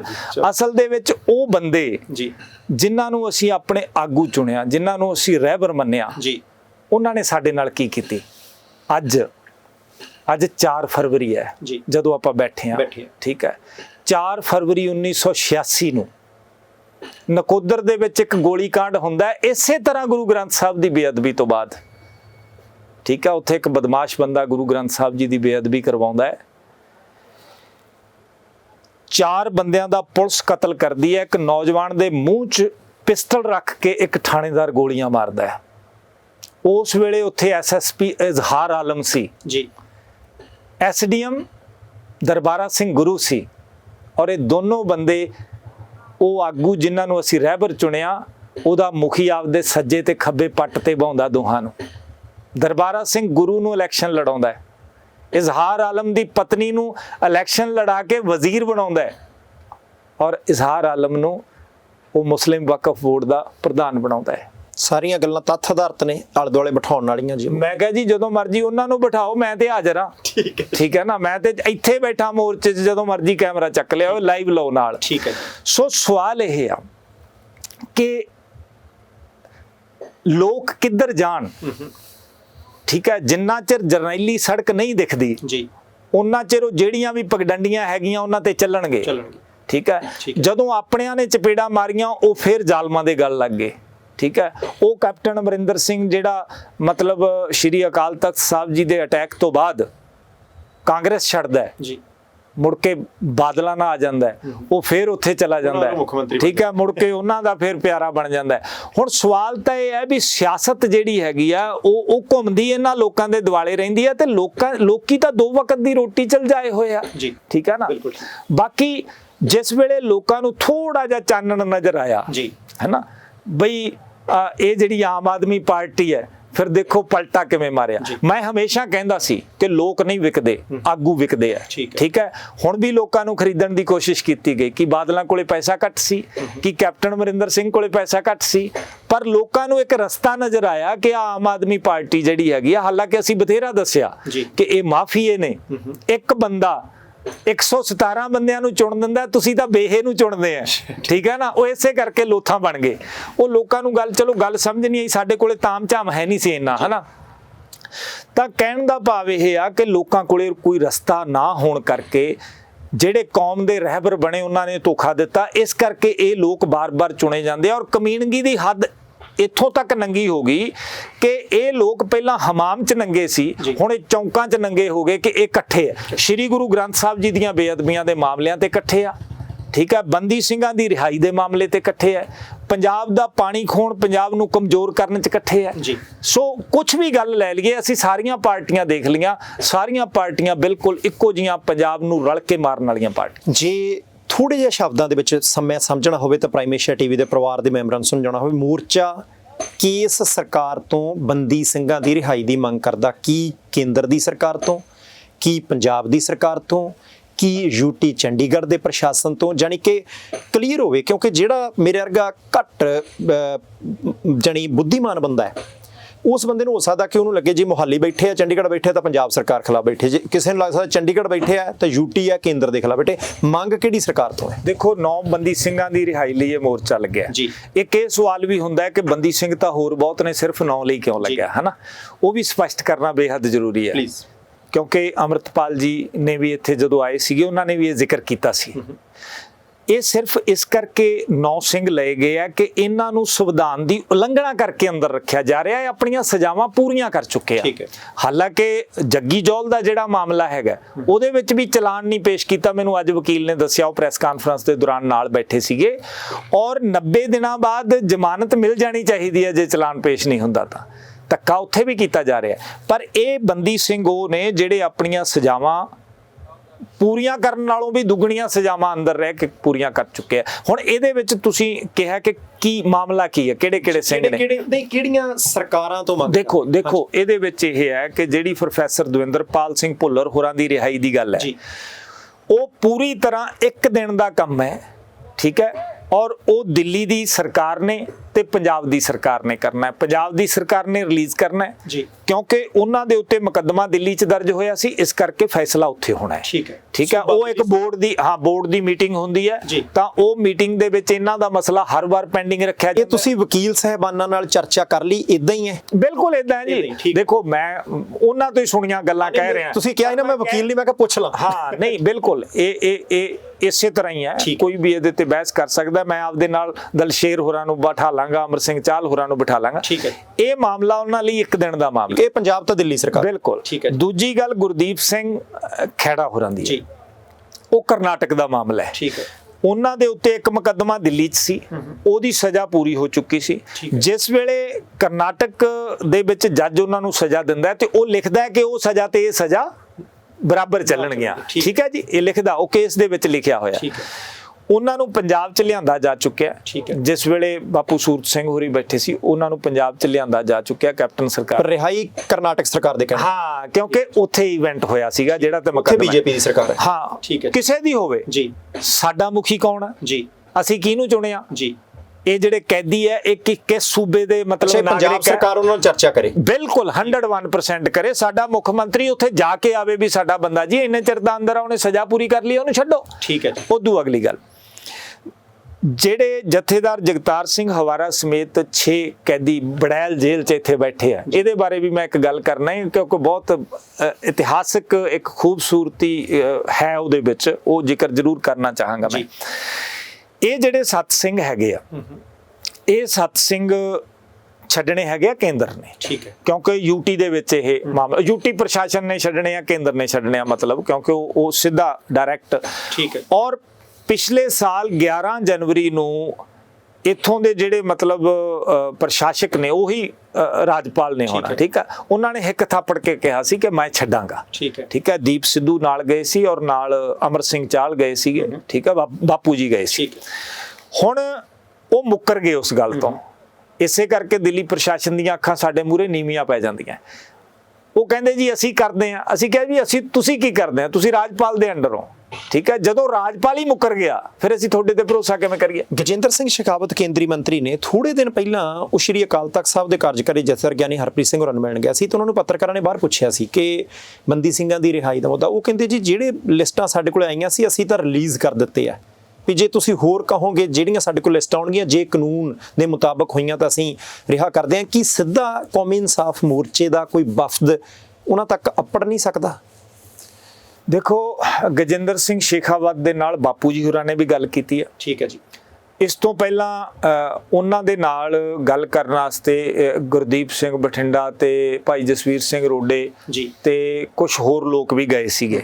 ਉਹ ਫੋਟੋ ਅਖਬਾਰ 'ਚ ਆਈਆਂ ਸੀਗੀਆਂ ਜੀ। ਹੁਣ ਸਵਾਲ ਇਹ ਹੈ ਕਿ ਉਹਨਾਂ ਨੇ ਬੰਦੀ ਸਿੰਘਾਂ ਦੀ ਰਿਹਾਈ ਲਈ ਸਾਈਨ ਵੀ ਕੀਤੇ ਆ। ਹਾਂ ਜੀ, ਉੱਥੇ 13 ਲੱਖ ਚੋਂ ਇੱਕ ਸਾਈਨ ਉਹਨਾਂ ਦੇ। ਹਾਂ, ਹੁਣ ਉਹ ਗੁਰੂ ਸਾਹਿਬ ਕਹਿੰਦੇ ਆ ਅਪਰਾਧੀ ਦੂਣਾ ਨਿਵੇਂ ਜਿਉਂ ਹੰਤਾ ਮਰਗਾਏ, ਹੈਨਾ, ਵੀ ਜਿਹੜਾ ਅਪਰਾਧੀ ਆ ਨਾ ਉਹ ਦੂਣਾ ਲਿਖ ਕੇ ਜਿਵੇਂ ਅੱਜ ਬਾਦਲ ਕੇ ਕਰਦੇ ਆ ਜਾਂ ਸ਼ੇਖਾਵਤ ਜੀ ਕਰ ਰਹੇ, ਇਹ ਸਾਈਨ ਤਾਂ ਉਹਨਾਂ ਨੇ ਫਾਈਲਾਂ ਤੇ ਕਰਨੇ ਆ ਜਿੱਥੋਂ ਉਹ ਰਿਹਾ ਹੋਣੇ ਆ। ਠੀਕ ਹੈ। ਸਵਾਲ ਇਹ ਹੈ ਕਿ ਇਹਦੇ ਵਿੱਚ ਵੀ ਸੂਬਾ ਸਰਕਾਰ ਜਿਹੜੀ ਹੈਗੀ ਉਹ ਵਿਧਾਨ ਸਭਾ ਦੇ ਵਿੱਚ ਬਿੱਲ ਪਾਸ ਕਰਕੇ ਪ੍ਰੈਸ਼ਰਾਈਜ਼ ਕਰ ਸਕਦੀ ਹੈ ਕਿ ਮੇਰੇ ਸੂਬੇ ਦੇ ਨਾਗਰਿਕ ਤੁਸੀਂ ਵੱਧ ਸਮਾਂ ਜਿਹੜਾ ਹੈਗਾ ਉਹ ਬੰਦੀ ਰੱਖੇ ਹੋਏ ਆ। ਠੀਕ ਹੈ। ਇਹ ਮੁਆਵਜ਼ਾ ਵੀ ਮੰਗ ਸਕਦੇ ਆ ਕਿ ਮੇਰੇ ਸੂਬੇ ਦੇ ਨਾਗਰਿਕਾਂ ਨੂੰ ਤੁਸੀਂ ਮੁਆਵਜ਼ਾ ਦਿਓ, ਤੁਸੀਂ ਇੰਨਾ ਚਿਰ ਇਹਨਾਂ ਨੂੰ ਜੇਲ੍ਹਾਂ 'ਚ ਰੱਖਿਆ ਹੈ ਨਾ। ਤਾਂ ਉਹਦੇ ਨਾਲ ਸਾਨੂੰ ਪਤਾ ਲੱਗੇਗਾ ਕਿ ਸਾਡੇ ਪਰਿਵਾਰ ਦਾ ਮੁਖੀ ਭਗਵੰਤ ਸਿੰਘ ਮਾਨ ਜਿਹੜਾ ਸੀਐਮ ਬਣਾਇਆ ਲੋਕਾਂ ਨੇ, ਕਿਉਂਕਿ ਬੜੀਆਂ ਗੱਲਾਂ ਹੋਈਆਂ ਸੀ ਕਿ ਅਸੀਂ ਤੁਹਾਨੂੰ ਨਿਆਂ ਦੇਵਾਂਗੇ, ਅਸੀਂ ਬੰਦੀ ਸਿੰਘ ਵੀ ਛੱਡਾਂਗੇ, 24 ਘੰਟਿਆਂ 'ਚ ਇਨਸਾਫ ਦੇਵਾਂਗੇ। ਠੀਕ ਹੈ। ਔਰ ਅਸੀਂ ਪੱਗ ਵਾਲਾ ਮੁੱਖ ਮੰਤਰੀ ਦੇਵਾਂਗੇ, ਹੈਨਾ। ਹੁਣ ਪੱਗ ਵਾਲਾ ਮੁੱਖ ਮੰਤਰੀ ਮਤਲਬ ਫਾਈਲ ਲਾਉਣਾ ਸੀ ਜਦੋਂ ਪੱਗਾਂ ਵਾਲੇ ਤੇ ਇੱਥੇ ਸੜਕਾਂ ਤੇ ਬੈਠੇ ਆ। ਉਹ ਸਰਕਾਰ ਵੱਲੋਂ ਕਦੇ ਸਰਕਾਰ ਦੇ ਨਾਲ ਮੋਰਚਾ ਲਾਉਣ ਤੋਂ ਪਹਿਲਾਂ ਜਿੱਦਾਂ ਐਸਜੀਪੀਸੀ ਕੋਲੇ ਗਏ ਸੀ, ਕੀ ਸਰਕਾਰ ਨੂੰ ਕੋਈ ਮੰਗ ਪੱਤਰ, ਕਿਸੇ ਮੰਤਰੀ ਨਾਲ ਮੁਲਾਕਾਤ, ਕੋਈ ਇਦਾਂ ਦੀ ਗੱਲ ਹੋਈ ਸੀ ਜੀ? ਦੇਖੋ, ਅਸੀਂ ਤਾਂ 25 ਮਾਰਚ ਨੂੰ ਹੀ ਪਿਛਲੇ ਸਾਲ ਮੰਗ ਪੱਤਰ ਦਿੱਤਾ ਸੀਗਾ। ਸਰਕਾਰ ਜਦੋਂ ਤੱਤੀ ਬਣੀ ਸੀ। ਹਾਂਜੀ, ਤੱਤੀ ਬਣੀ ਸੀ। ਅਸੀਂ ਕਿਹਾ ਵੀ ਅਸੀਂ ਭੱਜ ਕੇ ਮਤਲਬ ਰਿਹਾਈ ਕਰਾ ਲਈਏ ਕਿਉਂਕਿ ਬਹੁਤ ਚਾਵਾਂ ਨਾਲ ਚੁਣਿਆ ਸੀ ਇਹਨਾਂ ਨੂੰ, ਹਨਾ। ਹਾਲਾਂਕਿ ਅਸੀਂ ਇਹਨਾਂ ਦੇ ਖਿਲਾਫ ਬੋਲਦੇ ਰਹੇ ਹਾਂ, ਮੈਂ ਝੂਠ ਨਹੀਂ ਬੋਲਣਾ, ਨਾ ਮੈਂ ਠੋਕ ਕੇ ਬੋਲਦੇ ਤੁਸੀਂ। ਹਾਂ, ਠੋਕ ਕੇ ਬੋਲਦੇ ਸੀ। ਹਾਂਜੀ। ਤੇ ਕਹਿਣ ਦਾ ਭਾਵ ਇਹ ਹੈ ਕਿ ਇਹ ਜਿਹੜਾ ਮਾਮਲਾ ਹੈਗਾ ਇਹ ਇਸ ਸਰਕਾਰ ਕੋਲੇ ਵੀ ਹੈ। ਸਾਡੀਆਂ 2 ਮੰਗਾਂ ਤਾਂ ਦੇਖੋ ਆਪਾਂ ਉਸਦੇ ਗੱਲ ਨਹੀਂ ਕੀਤੀ, ਉਹ ਸਿੱਧੀਆਂ ਹੀ ਇਹਨਾਂ ਨਾਲ ਜੁੜੀਆਂ ਵੀ ਆ ਜਿਹੜੀਆਂ ਸ੍ਰੀ ਗੁਰੂ ਗ੍ਰੰਥ ਸਾਹਿਬ ਜੀ ਬੇਅਦਬੀ ਦਾ ਮਾਮਲਾ ਉਹ ਹੈਗਾ। ਤੇ ਇਸੇ ਤਰ੍ਹਾਂ ਜਿਹੜਾ ਮਤਲਬ ਇਹਨਾਂ ਨੇ ਸਿੱਟ ਬਣਾਈ ਹੈ ਜੀ, ਜਿਹੜੀ ਪਹਿਲੀ ਸਰਕਾਰ ਸੀ ਵਿਧਾਨ ਸਭਾ ਦੇ ਵਿੱਚ 18 ਸਤੰਬਰ ਸਤੰਬਰ 2018 ਨੂੰ ਸਿੱਟ ਬਣੀ। ਠੀਕ ਹੈ। ਉਸ ਸਿੱਟ ਦੀਆਂ ਫਾਈਂਡਿੰਗਸ ਹੈ। ਪ੍ਰਮੋਦ ਬਾਣ ਤੇ ਜਿਹੜੇ ਅੱਜ ਕੱਲ ਐਮਐਲਏ ਆ ਜਿਨ੍ਹਾਂ ਨੇ ਅਸਤੀਫਾ ਦਿੱਤਾ ਸੀਗਾ ਉਹ ਇਸ ਸਿੱਟ ਦੇ ਮੈਂਬਰ ਸੀਗੇ, ਹਨਾ। ਔਰ ਉਹਨਾਂ ਨੇ ਬੜੇ ਵਿਸਥਾਰ 'ਚ ਬਾਈਬਲ ਬੋਲਿਆ ਹੈਗਾ, ਉਹ ਸਾਰੇ ਲੋਕਾਂ ਨੇ ਸੁਣਿਆ ਕਿ ਕਿਸ ਤਰ੍ਹਾਂ ਮਤਲਬ ਤਰਲੋ ਮੱਛੀ ਹੈ ਕਿ ਉਹ ਕੇਸ ਖਤਮ ਹੋ ਜੇ। ਤੁਸੀਂ ਕਮਿਸ਼ਨ ਬਣਾਇਆ, ਹੁਣ ਜਿਹੜੀਆਂ ਕਮਿਸ਼ਨ ਦੀਆਂ ਤੇ ਤੁਹਾਡੀਆਂ ਸਿੱਟ ਦੀ ਤਫਤੀਸ਼ ਹੈ ਤੁਸੀਂ ਉਹਦੇ ਤੇ ਹੀ ਮੁਕੱਦਮਾ ਦਰਜ ਕਰਨ ਵਾਸਤੇ ਤਿਆਰ ਨਹੀਂ, ਫਿਰ ਇਹਦਾ ਮਤਲਬ ਫਿਰ ਸੰਵਿਧਾਨ ਦਾ ਅਪਮਾਨ ਕਰ ਰਹੇ ਆ ਤੁਸੀਂ। ਕੋਈ ਕਾਨੂੰਨੀ ਅੜਿੱਕਾ ਲੱਗਦਾ? ਕੀ ਲੱਗਦਾ ਜੀ? ਨਹੀਂ, ਬਦਮਾਸ਼ੀ ਹੈ। ਕਾਨੂੰਨੀ ਅੜਿੱਕਾ ਕਾਹਦਾ? ਯਾਰੀ ਆ ਬਾਦਲਾਂ ਨਾਲ। ਸਵਾਲ ਤਾਂ ਇਹ ਮੌਜੂਦਾ ਸਰਕਾਰ ਦੀ ਮੈਂ ਕਿਹਾ ਜੀ ਕਮਾਲ ਹੋ ਗਈ। ਮੈਂ ਦਾਅਵੇ ਨਾਲ ਕਹਿਣਾ ਹੈ ਕਿ ਇਹ ਸਰਕਾਰ ਦੀ ਜੇ ਬਾਦਲਾਂ ਨਾਲ ਯਾਰੀ ਨਾ ਹੁੰਦੀ ਤਾਂ ਬਾਦਲ ਪਰਿਵਾਰ ਪੰਜਾਬ 'ਚ ਇੱਕ ਦਿਨ ਨਹੀਂ ਸੀ ਰਹਿਣਾ, ਪੰਜਾਬ ਛੱਡ ਕੇ ਭੱਜ ਜਾਂਦਾ। ਜਿੰਨੇ ਗੁਨਾਹ ਉਹਨਾਂ ਨੇ ਕੀਤੇ ਆ, ਜਿੰਨੇ ਗੁਨਾਹ ਉਹਨਾਂ ਦੀ ਝੋਲੀ 'ਚ ਹੈ ਨਾ ਜੀ ਸ਼੍ਰੀਮਾਨ ਜੀ, ਉਹਨਾਂ ਨੇ ਇੱਕ ਦਿਨ ਨਹੀਂ ਸੀ ਰਹਿਣਾ। ਕਿਸ ਮਾਮਲੇ ਦੇ ਉੱਤੇ? ਇਹਨਾਂ ਨੇ ਜਿਹੜੇ ਥਰਮਲ ਬਣੇ ਨੇ ਉਸ ਮਾਮਲੇ ਤੇ ਐਕਸ਼ਨ ਲਿਆ। ਉਹਨਾਂ ਕੋਲੇ ਅਰਬਾਂ ਖਰਬਾਂ ਦੀ ਜਾਇਦਾਦ ਹੈ, ਉਸ ਗੱਲ ਤੇ ਐਕਸ਼ਨ ਲਿਆ। ਉਹਨਾਂ ਨੇ ਕਿੰਨੇ ਗੁਨਾਹ ਕੀਤੇ ਨੇ, ਜਿਹੜੀ ਮਰਜ਼ੀ ਫਾਈਲ ਚੱਕੋ, ਕਿੰਨਾ ਰੇਤਾ ਵੇਚਿਆ, ਕਿੰਨੀ ਬਜਰੀ ਵੇਚੀ, ਪਹਿਲਾਂ ਤਾਂ ਸਾਡੇ ਡਾਟੇ ਚੱਕ ਕੇ ਤੇ ਬੋਲੀ ਜਾਂਦੇ ਸੀ। ਬਲਵਿੰਦਰ ਸਿੰਘ ਜੀ ਤੁਸੀਂ ਦੱਸ ਰਹੇ ਹੋ ਗੱਲ, ਨਹੀਂ ਕੋਈ ਗੱਲ ਨਹੀਂ, ਮੈਂ ਤਾਂ ਇੱਥੇ ਹੀ ਰੱਖਾਂਗੇ। ਮੈਂ ਤਾਂ ਸਿਰਫ ਇਹ ਕਹਿ ਰਿਹਾ ਕਿ ਆਪਾਂ ਕਿਉਂਕਿ ਕੈਮਰੇ ਮੂਹਰੇ ਆ, ਸਾਡੀ ਵੀ ਕੋਈ ਡਿਊਟੀ ਹੈ ਕਿ ਭਾਈ ਜਿਹੜੀਆਂ ਗੱਲਾਂ, ਕਿਉਂਕਿ ਗੁਨਾਹ ਸ਼ਬਦ ਤੁਸੀਂ ਕਈ ਵਾਰ ਵਰਤਿਆ, ਗੁਨਾਹ ਸਬੂਤ ਦੇ ਨਾਲ ਸਾਹਮਣੇ ਆਉਣਾ। ਹੁਣ ਤੁਸੀਂ ਲੋਕ ਅਧਿਕਾਰ ਲਹਿਰ ਦੇ ਵਿੱਚ ਵੀ ਰਹੇ ਹੋ, ਅੱਜ ਇੱਥੇ ਆਪਾਂ ਕੌਮੀ ਇਨਸਾਫ ਮੋਰਚੇ 'ਚ ਬੈਠ ਕੇ ਵੀ ਗੱਲ ਕਰ ਰਹੇ ਹਾਂ। ਇੱਕ ਪਰਿਵਾਰ ਹੈ, ਉਸ ਪਾਰਟੀ ਦੇ ਅੱਜ ਵੀ 3 MLA ਤੇ 2 MP ਨੇ। ਆਪਾਂ ਕਹਿ ਰਹੇ ਹਾਂ ਕਿ ਗੁਨਾਹ ਕੀਤਾ, ਕੀ ਕੱਲ ਨੂੰ ਜੇ ਅਗਲੇ ਕੱਲ ਨੂੰ ਸਬੂਤ ਮੰਗਣ ਤੇ ਆਪਾਂ ਦੇ ਸਕਾਂਗੇ? SGPC ਦੇਊਗੀ, ਧਾਮੀ ਸਾਹਿਬ ਦੇਣਗੇ। ਜਿਸ ਵੇਲੇ ਆਪਾਂ ਮਤਲਬ 92 ਲੱਖ ਰੁਪਏ ਦੇ ਇਸ਼ਤਿਹਾਰ ਦਿੰਨੇ SGPC ਤੋਂ, ਠੀਕ ਹੈ ਨਾ, ਤੇ ਉਹ ਦੱਸਣ ਲਿਆ ਕੇ ਵੀ ਇਹ 92 ਲੱਖ ਰੁਪਏ ਦੇ ਇਸ਼ਤਿਹਾਰ ਜਿਹੜੇ ਹੈਗੇ ਅਸੀਂ ਬਾਦਲਾਂ ਦੇ ਕਹਿਣ ਤੇ ਦਿੱਤੇ ਸੀ। ਠੀਕ ਹੈ, ਸੌਦਾ ਸਾਧ ਨੂੰ ਮਾਫੀ ਦੇਣ ਵਾਸਤੇ ਕਿਸ ਤਰ੍ਹਾਂ ਮਤਲਬ ਉਹ ਜਿਹੜੇ ਜਥੇਦਾਰ ਸੀ ਉਹਨਾਂ ਦੇ ਬਿਆਨ ਨੇ ਸਾਰਾ ਕੁਝ। ਹੁਣ ਉਸ ਦਿਨ ਜਦੋਂ ਇੱਥੇ ਧਾਮੀ ਸਾਹਿਬ ਦੇ ਉੱਤੇ ਅਟੈਕ ਹੋਇਆ ਜੀ, ਤਾਂ ਵਿਰਸਾ ਸਿੰਘ ਵਲਟੋਆ ਕਹਿੰਦੇ ਸੰਵਾਦ ਰਚਾਓ, ਸੰਵਾਦ ਰਚਾਉਣਾ ਚਾਹੀਦਾ ਸੀ। ਦੇਖੋ ਅਸੀਂ ਤਾਂ ਅੰਦਰ ਸੰਵਾਦ ਹੀ ਰਚਾਇਆ ਸੀ, ਵਿਵਾਦ ਤਾਂ ਬਾਹਰ ਆ ਕੇ ਸੰਗਤ ਨਾਲ ਹੋਇਆ ਜੀ।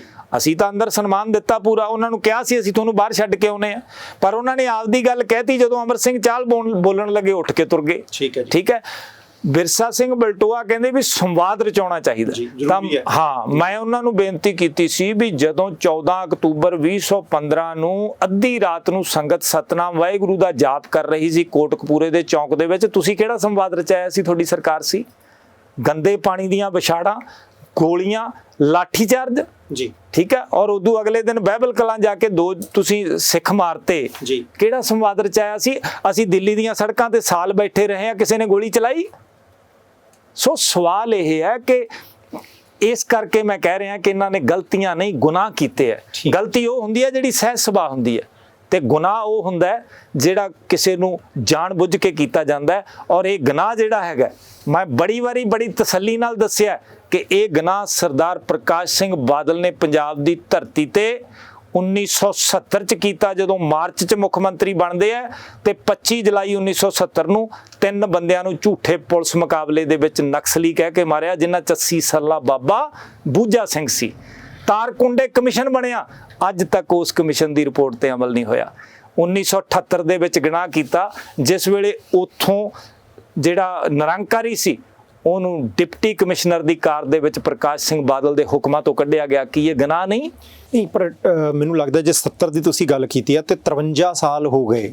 53 ਸਾਲਾਂ ਦੇ ਵਿੱਚ ਕੋਈ ਬੰਦਾ ਬੋਲਿਆ ਹੀ ਨਹੀਂ ਜੀ ਉਹਨਾਂ ਨੇ ਗੁਨਾਹ ਕੀਤਾ ਸੀ। ਕੋਈ ਨਾ ਕੋਈ ਤਾਂ ਬੇਇਨਸਾਫੀ ਦੇ ਖਿਲਾਫ ਉੱਠ ਹੀ ਸਕਦਾ ਸੀ। ਇਹ ਤਾਂ ਇਤਿਹਾਸ ਹੈ, ਇਹ ਚੀਜ਼ਾਂ ਦਾ ਤਾਂ ਇਤਿਹਾਸ ਹੈ। ਤਾਰਕੁੰਡੇ ਕਮਿਸ਼ਨ ਬਣਿਆ, ਔਰ ਉਸ ਤੋਂ ਬਾਅਦ 1978 ਦੇ ਵਿੱਚ 13 ਸਿੱਖਾਂ ਦਾ ਕਤਲ, ਔਰ ਨਿਰੰਕਾਰੀ ਨੂੰ ਉੱਥੋਂ ਦੇ ਡਿਪਟੀ ਕਮਿਸ਼ਨਰ ਰਾਹੀਂ ਕੱਢ ਕੇ ਲੈ ਕੇ ਜਾਣਾ, ਔਰ ਉਸ ਤੋਂ ਬਾਅਦ ਉਹਦਾ ਕੇਸ ਤਬਦੀਲ ਹੋਣਾ, ਤੇ ਕੋਈ ਕਿਸੇ ਤਰ੍ਹਾਂ ਦੀ ਪੈਰਵਾਈ ਨਾ ਸਰਕਾਰ ਨੇ ਕਰਨੀ। ਉਦੋਂ ਬਾਅਦ 1986 ਦੇ ਵਿੱਚ ਜਿਹੜਾ ਅੱਜ 4 ਫਰਵਰੀ 1986 ਨੂੰ 4 ਸਿੱਖਾਂ ਦਾ ਕਤਲ ਹੋਣਾ, ਉਸ ਤੋਂ ਅਗਲੀ ਸਰਕਾਰ ਦੇ ਵਿੱਚ ਜਸਪਾਲ ਸਿੰਘ ਦਾ ਕਤਲ ਪੁਲਿਸ ਦੀ ਸਟੇਨ ਦੇ ਨਾਲ ਗੁਰਦਾਸਪੁਰ ਹੋਣਾ, ਉਸ ਤੋਂ ਅਗਲੀ ਬਾਦਲਾਂ ਦੀ ਸਰਕਾਰ ਦੇ ਵਿੱਚ ਨੂਰ ਮਹਿਲੀਏ ਜਿਹੜੇ ਸੀਗੇ ਉਹਨਾਂ ਦਾ ਵਿਰੋਧ ਕਰ ਰਹੇ ਸੀ, ਜਿਹੜੇ ਸਿੱਖ ਸਮਰਾਲਾ ਚੌਂਕ ਦੇ ਵਿੱਚ ਗੋਲੀਆਂ ਨਾਲ ਉਹਨਾਂ ਨੂੰ ਭੁੱਲਿਆ ਜਾਣਾ, ਤੇ ਉਦੋਂ ਅਗਲੀ ਸਰਕਾਰ ਦੇ ਵਿੱਚ ਬਾਈਬਲ ਕਲਾਂ ਹੋਇਆ। ਅੱਛਾ ਸਰਦਾਰ ਸਾਹਿਬ, ਮੈਂ ਕਹਿੰਦਾ ਜੇ ਸ਼੍ਰੋਮਣੀ ਅਕਾਲੀ ਦਲ ਦੀ ਲੀਡਰਸ਼ਿਪ ਅੱਜ ਕਹਿੰਦੀ ਹੈ, ਕੇਂਦਰ ਦੇ ਨਾਲ ਗੱਲ ਕਰਦੀ ਹੈ, ਜਸੂ ਬਿਆਨਗਾ ਕਿਸੇ ਨਾਲ ਵੀ ਗੱਲ ਕਰਦੀ, ਉਹ ਕਹਿੰਦੀ ਜੀ ਤਿਆਰ ਹੋ ਜਾਂਦੇ ਰਿਹਾ ਕਰਨ ਨੂੰ ਜੇ ਸੰਵਿਧਾਨ ਦੇ ਮੁਤਾਬਕ। ਉਹਨਾਂ ਦੇ ਪੱਲੇ ਕੀ ਹੈ? ਨਹੀਂ ਦੂਸਰੀ ਨਹੀਂ, ਅੱਜ ਕਾਹਦੇ ਨਾਲ ਗੱਲ ਕਰੂਗੀ ਜੀ ਉਹ? ਕਾਹਦੇ ਨਾਲ? MP ਗੱਲ ਕਰੂ ਜਾ ਕੇ। ਜੇ ਪੰਜਾਬ ਦੀ ਸਰਕਾਰ ਕਰ ਲੈਂਦੀ ਹੈ ਜਾਂ ਭਾਰਤੀ ਜਨਤਾ ਪਾਰਟੀ ਦੀ ਕੋਈ ਇਕਾਈ ਕਰ ਲੈਂਦੀ ਹੈ, ਸਵਾਗਤ ਕਰੋਗੇ? ਜਿਹੜੀ ਵੀ ਤੇਰੇ ਪੂਰਾ ਜੀ ਪੂਰਾ ਸਵਾਗਤ ਕਰਾਂਗੇ, ਆਰਤੀ ਤਾਰਾਂਗੇ ਉਹਨਾਂ ਦੀ। ਠੀਕ ਹੈ, ਔਰ ਸਾਡੀ ਮਤਲਬ ਜ਼ਿੰਮੇਵਾਰੀ ਬਣਦੀ ਹੈ ਉਸ ਗੱਲ ਦਾ ਸਵਾਗਤ ਕਰਨ ਦੀ। ਜਿਹੜੇ ਵੀ ਕਰਦੇ ਆ ਇਤਿਹਾਸ ਦੇ ਵਿੱਚ ਦਰਜ ਹੋ ਜਾਣਾ ਜੀ ਉਹਨਾਂ ਨੇ। ਕੌਣ ਸਵਾਗਤ ਨਹੀਂ ਕਰੇਗਾ ਬੰਦੀ ਸਿੰਘਾਂ ਦੀ ਰਿਹਾਈ ਦੀ? ਕੌਣ ਸਵਾਗਤ ਨਹੀਂ ਕਰੇਗਾ ਸ਼੍ਰੀ ਗੁਰੂ ਗ੍ਰੰਥ ਸਾਹਿਬ ਜੀ ਦੀਆਂ ਬੇਅਦਬੀਆਂ ਦੇ ਇਨਸਾਫ ਦੀ? ਠੀਕ ਹੈ। ਸੋ ਲੋਕਾਂ ਨੂੰ ਹੱਕ, ਇਨਸਾਫ, ਨਿਆਂ ਮਿਲਣਾ ਚਾਹੀਦਾ ਹੈ, ਔਰ ਜਿਹੜੀ ਸਰਕਾਰ ਵੀ ਦੇਊਗੀ ਉਹਦੀ ਵਾਹ ਬੱਲੇ ਬੱਲੇ ਹੋਏਗੀ। ਆਪਣੇ ਕੋਲ 2-2.5 ਮਿੰਟ ਨੇ, ਜਿਹੜੀ ਵੀ ਗੱਲ ਤੁਸੀਂ, ਜੇ ਤੁਹਾਨੂੰ ਲੱਗਦਾ ਕੁਝ ਰਹਿ ਗਿਆ, ਕਿਉਂਕਿ ਨਹੀਂ ਤਾਂ ਫਿਰ ਕਿਸੇ ਦਿਨ ਫਿਰ ਆ ਜਾਾਂਗੇ ਜੀ ਤੁਹਾਡੇ ਕੋਲ। ਨਹੀਂ, ਦੇਖੋ ਸਵਾਲ ਇਹ ਹੈ ਕਿ ਮੈਂ ਕੋਈ ਬਹੁਤਾ ਗਿਆਨਵਾਨ ਨਹੀਂ, ਪਰ ਮੈਂ ਕੇਵਲ ਮਤਲਬ ਸੰਗਤਾਂ ਨੂੰ ਇੱਕੋ ਹੀ ਗੱਲ ਕਹਿਣੀ ਚਾਹਾਂਗਾ, ਪੰਜਾਬੀਆਂ ਨੂੰ, ਹਰ ਇਨਸਾਫ ਪਸੰਦ ਪੰਜਾਬੀ ਨੂੰ, ਦੁਨੀਆ ਦੇ ਕੋਨੇ 'ਚ ਬੈਠੇ ਹੋਏ ਹਰ ਪੰਜਾਬੀ ਨੂੰ, ਕਿ ਸ਼੍ਰੀ ਗੁਰੂ ਗ੍ਰੰਥ ਸਾਹਿਬ ਜੀ ਦੀ ਕਿਸੇ ਨਾਲ ਕੋਈ ਦੁਸ਼ਮਣੀ ਨਹੀਂ। ਉਹ ਸਰਬੱਤ ਦਾ ਭਲਾ ਮੰਗਦੇ ਆ ਜੀ। ਉਹਦੇ ਵਿੱਚ ਮੁਸਲਮਾਨ ਭਗਤਾਂ ਦੀ ਬਾਣੀ ਹੈ ਜੀ, ਉਹਦੇ ਵਿੱਚ ਹਿੰਦੂ ਭਗਤਾਂ ਦੀ ਬਾਣੀ ਹੈ, ਉਹਦੇ 'ਚ ਗੁਰੂ ਰਵਿਦਾਸ ਜੀ ਦੀ ਬਾਣੀ ਹੈ, ਠੀਕ ਹੈ। ਪਹਿਲੀ ਵਾਰੀ ਡੈਮੋਕ੍ਰੇਸੀ ਦੀ ਗੱਲ ਹੁੰਦੀ ਹੈ, ਸਰਬੱਤ ਦੇ ਭਲੇ ਦੀ ਗੱਲ ਹੁੰਦੀ ਹੈ। ਸੋ ਕੋ ਮੰਦਾ ਆਖੀਏ ਜਿੱਤ ਜੰਮੇ ਰਾਜਾਨ, ਹੈ ਨਾ। ਹਰ ਗੱਲ ਦਾ ਜਵਾਬ ਇੱਕ ਬਹੁਤ ਚੰਗੀ ਜੀਵਨ ਜਾਚ, ਸੰਸਾਰ ਤੋਂ ਲੈ ਕੇ ਕਰਤਾਰ ਤੱਕ ਜਿਹੜੀ ਸੜਕ ਜਾਂਦੀ ਹੈ ਉਹ ਸ਼੍ਰੀ ਗੁਰੂ ਗ੍ਰੰਥ ਸਾਹਿਬ ਹੈ ਨਾ ਭਾਈ। ਉਹਦੇ ਅਪਮਾਨ ਦੇ ਉੱਤੇ ਵੀ ਜੇ ਨਿਆਂ ਨਹੀਂ ਮਿਲਦਾ ਤਾਂ ਫਿਰ ਜੇ ਜੀਵੈ ਪਤ ਲੱਥੀ ਜਾਏ, ਸਭ ਹਰਾਮ ਜੇਤਾ ਕਿਛ ਖਾਏ। ਗੁਰੂ ਸਾਹਿਬ ਦਾ ਤਾਂ ਇਹ ਹੁਕਮ ਹੈ। ਸੋ ਅੱਜ ਹਰ ਇੱਕ ਨੂੰ ਇਸ ਮੋਰਚੇ ਦੇ ਨਾਲ ਜੁੜ ਜਾਣਾ ਚਾਹੀਦਾ ਹੈ। ਇਸ ਮੋਰਚੇ ਨੂੰ ਜਿੱਤਣ ਲਈ ਅੱਜ ਰਾਤ ਦੀ ਹਾਜ਼ਰੀ 2250 ਬੰਦਾ ਹੈ, ਉਹ 50,000 ਚਾਹੀਦੀ ਹੈ। ਔਰ ਜੇ 50,000 ਕਰਨੀ ਹੋਵੇ 13,000 ਪਿੰਡਾਂ ਚੋਂ 4-4 ਬੰਦੇ ਚਾਹੀਦੇ ਆ। ਜੇ ਮੁਹੱਲਿਆਂ ਨੂੰ ਨਾਲ ਜੋੜ ਲਈਏ ਤਾਂ ਫਿਰ 2-2 ਬੰਦੇ ਮੁਹੱਲੇ ਚੋਂ ਤੇ 2 ਬੰਦੇ ਪਿੰਡ ਚੋਂ ਚਾਹੀਦੇ ਆ। 70,000 ਗੁਰਦੁਆਰਾ ਹੈ ਕੱਲੇ ਪੰਜਾਬ 'ਚ, ਕੱਲੇ ਪ੍ਰਧਾਨ ਹੀ ਆ ਜਾਣ, ਠੀਕ ਹੈ, ਉਹਦੇ ਕੱਲੇ ਪ੍ਰਧਾਨ ਹੀ ਆ ਜਾਣ, ਮਸਲਾ ਹੱਲ ਹੋ ਸਕਦਾ। ਕਿਉਂਕਿ ਚੌਧਰ ਵੀ ਹੈ, ਪ੍ਰਧਾਨ ਜੀ ਪਈ ਹੁੰਦੀ ਹੈ ਹਨਾ।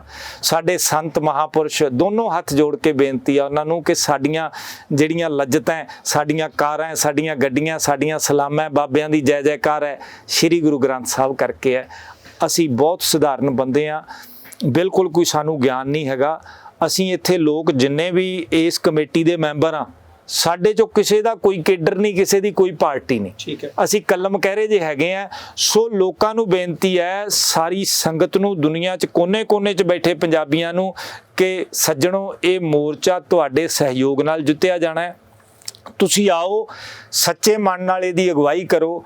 ਔਰ ਅੱਜ ਸਾਡੇ ਦੁਸ਼ਮਣ, ਸੌਦਾ ਸਾਧ ਸਾਡਾ ਦੁਸ਼ਮਣ ਹੈ, ਅੱਜ ਬਾਦਲ ਕੇ ਸਾਡੇ ਦੁਸ਼ਮਣ ਹੈ, ਸੁਮੇਧ ਸਿੰਘ ਸੈਣੀ ਸਾਡਾ ਦੁਸ਼ਮਣ ਹੈ, ਕਾਂਗਰਸ, ਭਾਜਪਾ, ਆਮ ਆਦਮੀ ਪਾਰਟੀ, ਅਕਾਲੀ ਦਲ ਸਾਡਾ ਦੁਸ਼ਮਣ ਹੈ। ਤੇ ਫਿਰ ਵਿੱਚ ਜਦੋਂ ਸਾਡੇ ਖਾਲਿਸਤਾਨੀ ਭਰਾ ਸਾਨੂੰ ਕਾਮਰੇਡ ਕਹਿੰਦੇ ਆ ਨਾ, ਉਦੋਂ ਕਾਲਜੇ ਚੋਂ ਧੂ ਨਿਕਲਦੀ ਹੈ, ਠੀਕ ਹੈ, ਅੱਖਾਂ ਚੋਂ ਰੋਣ ਨਿਕਲਦਾ ਹੈ ਜਦੋਂ ਉਹ ਕਾਮਰੇਡ ਕਹਿੰਦੇ ਆ, ਹੈ ਨਾ। ਮਤਲਬ ਅਸੀਂ ਤਾਂ ਬਾਬੇ ਨਾਨਕ ਨੂੰ ਵੀ ਕਾਮਰੇਡ ਮੰਨਦੇ ਹਾਂ, ਹੈ ਨਾ। ਅਸੀਂ ਕਾਮਰੇਡ ਨਹੀਂ ਹਾਂ। ਮੈਂ ਕੋਈ ਮੈਂਬਰਸ਼ਿਪ ਨਹੀਂ ਲਈ ਹੋਈ, ਮੈਂ ਮਾਰਕਸਵਾਦ ਨਹੀਂ ਪੜ੍ਹਿਆ, ਪਰ ਸਾਡੀਆਂ ਇੱਥੇ ਪੱਗਾਂ ਵੀ ਲੱਥ ਜਾਣਗੀਆਂ, ਗਰਦਨਾਂ ਵੀ ਲੱਥ ਜਾਣਗੀਆਂ ਤਾਂ ਸਾਨੂੰ ਇੱਕ ਗੱਲ ਦੀ ਖੁਸ਼ੀ ਹੈ, ਜੇ ਅਸੀਂ ਕਿਸੇ ਨੂੰ ਮਾਰ ਨਹੀਂ ਸਕਦੇ, ਅਸੀਂ ਸ਼ਾਨ ਨਾਲ ਸ਼ਹਾਦਤ ਦੇਣੀ ਤਾਂ ਜਾਣਦੇ ਹਾਂ ਨਾ। ਸੋ ਗੁਰੂ ਮਹਾਰਾਜ ਬਖਸ਼ਿਸ਼ ਕਰੇ, ਇਹ ਕਲਾ ਵਰਤ ਰਹੀ ਹੈ, ਸਭ ਕੁਝ ਉਹਨੇ ਕਰਨਾ ਹੈ, ਉਹਦੀ ਅਗਵਾਈ 'ਚ ਤੁਰੇ ਹੋਏ ਹੈ। ਔਰ ਡਟੇ ਰਹਾਂਗੇ ਉਹਨਾਂ ਚਿਰ ਜਿੰਨਾ ਚਿਰ ਸਰਕਾਰ ਸਾਨੂੰ ਇੱਥੋਂ ਚੱਕ ਕੇ ਲਿਜਾ ਕੇ ਜੇਲ੍ਹ 'ਚ ਨਹੀਂ ਸੱਟ ਦਿੰਦੀ, ਤੇ ਜਾਂ ਫਿਰ ਸਾਡੇ ਬੰਦੀ ਸਿੰਘ ਸਾਨੂੰ ਲਿਆ ਕੇ ਨਹੀਂ ਦੇ ਦਿੰਦੀ। ਬਹੁਤ ਸ਼ੁਕਰ। ਵਾਹਿਗੁਰੂ ਜੀ ਕਾ ਖਾਲਸਾ, ਵਾਹਿਗੁਰੂ ਜੀ ਕੀ ਫਤਿਹ। ਸੋ ਇਸ ਵੇਲੇ ਮੋਹਾਲੀ ਚੰਡੀਗੜ੍ਹ ਦੀ ਧਰਤੀ ਤੇ ਚੱਲ ਰਹੇ ਕੌਮੀ ਇਨਸਾਫ ਮੋਰਚਾ, ਜਿਹਦਾ ਕਿ 1 ਮਹੀਨਾ ਜਿਹੜਾ ਉਹ ਮੁਕੰਮਲ ਹੋਣ ਵਾਲਾ ਹੈ, ਉਸ ਮੋਰਚੇ ਦੇ ਵਿੱਚ ਟਰਾਲੀ ਦੇ ਵਿੱਚ ਬੈਠੇ ਆ। ਤੇ ਰਾਤ ਨੂੰ ਬਹੁਤ ਸਾਰੀ ਸੰਗਤ ਇੱਥੇ ਹੁੰਦੀ ਹੈ, ਲੰਗਰ ਪ੍ਰਸ਼ਾਦਾ ਜਿਹੜਾ ਉਹ ਲਗਾਤਾਰ ਜਿਹੜਾ ਉਹ ਚੱਲਦਾ ਹੈ, ਦਿਨ ਵੇਲੇ ਸਟੇਜ ਜਿਹੜੀ ਉਹ ਚੱਲਦੀ ਹੈ। ਸੋ ਸਰਦਾਰ ਬਲਵਿੰਦਰ ਸਿੰਘ ਹੋਰਾਂ ਨੇ ਬਹੁਤ ਸਾਰੀਆਂ ਚਰਚਾਵਾਂ ਕੀਤੀਆਂ, ਗੱਲਾਂ ਬਾਤਾਂ ਕੀਤੀਆਂ। ਮੋਰਚੇ ਦੀ ਲੋੜ ਕਿਉਂ ਪਈ, ਮੋਰਚਾ ਇਸ ਵੇਲੇ ਕਿੱਥੇ ਕੁ ਪਹੁੰਚਿਆ, SGPC ਦਸਤਖਤ ਮੁਹਿੰਮ ਚਲਾ ਰਹੀ ਹੈ, ਇੱਕ ਸੁਰ ਕਿਉਂ ਨਹੀਂ। ਤੁਹਾਡੀ ਸਹਿਮਤੀ ਵੀ ਹੋ ਸਕਦੀ ਹੈ ਵਿਚਾਰਾਂ ਦੇ ਨਾਲ, ਸਹਿਮਤੀ ਵੀ ਤੁਸੀਂ ਸ਼ੁੱਧ ਪੰਜਾਬੀ ਭਾਸ਼ਾ ਦੇ ਵਿੱਚ ਬਿਲਕੁਲ ਜਿਹੜੀ ਪਰਿਵਾਰ ਦੇ ਵਿੱਚ ਪੜ੍ਹੀ ਜਾ ਸਕਣ ਵਾਲੀ ਗੱਲ ਹੋਵੇ, ਉਹ ਟਿੱਪਣੀ ਦੇ ਰੂਪ ਦੇ ਵਿੱਚ ਲਿਖ ਸਕਦੇ ਹੋ। ਬਾਕੀ ਤਕਰੀਬਨ ਸਾਰੀਆਂ ਹੀ ਧਿਰਾਂ ਨੂੰ ਸਰਦਾਰ ਬਲਵਿੰਦਰ ਸਿੰਘ ਹੋਰਾਂ ਨੇ ਕਿਹਾ ਕਿ ਭਾਈ ਉਹ ਗਲਤ ਨੇ, ਦੋਖੀ ਨੇ। ਤੇ ਜੇ ਕਿਸੇ ਵੀ ਧਿਰ ਨੂੰ ਇਹ ਲੱਗਦਾ ਹੋਵੇ ਕਿ ਭਾਈ ਇਹ ਜਿਹਨਾਂ ਦੇ ਵਿਚਾਰ ਠੀਕ ਨਹੀਂ, ਉਹਨਾਂ ਨੇ ਜੇ ਆਪਣੀ ਗੱਲ ਰੱਖਣੀ ਹੋਵੇ ਤਾਂ ਅਦਾਰਾ ਪ੍ਰਾਈਮ ਏਸ਼ੀਆ TV ਦੇ ਉੱਤੇ ਤੁਹਾਡਾ ਸਵਾਗਤ ਹੈ। ਅਸੀਂ ਤੁਹਾਡੀ ਵੀ ਗੱਲ ਜਿਹੜੀ ਹੈ ਅੱਪੜਦੀ ਕਰਾਂਗੇ। ਹਾਂ, ਜੇ ਇਹਨਾਂ ਦੇ ਨਾਲ ਤੁਹਾਨੂੰ ਲੱਗਦਾ ਹੈ ਕਿ ਭਾਈ ਵਿਚਾਰ ਵਟਾਂਦਰਾ ਕਰਨਾ ਹੈ, ਚਰਚਾ ਕਰਨੀ ਹੈ, ਬਹਿਸ ਕਰਨੀ ਹੈ ਲਾਈਵ ਪ੍ਰੋਗਰਾਮ ਦੇ ਵਿੱਚ, ਅਦਾਰਾ ਪ੍ਰਾਈਮ ਏਸ਼ੀਆ TV ਉਹਦੇ ਲਈ ਵੀ ਤੁਹਾਡੇ ਸਾਹਮਣੇ ਹੈ। ਇੱਥੇ ਦਿਓ ਪਰਮਜੀਤ ਸਿੰਘ ਬਾਠ ਨੂੰ ਆਗਿਆ। ਦੇਖਦੇ ਰਹਿਣਾ ਪ੍ਰਾਈਮ ਏਸ਼ੀਆ TV, ਤੁਹਾਡਾ ਆਪਣਾ, ਤੁਹਾਡੇ ਲਈ।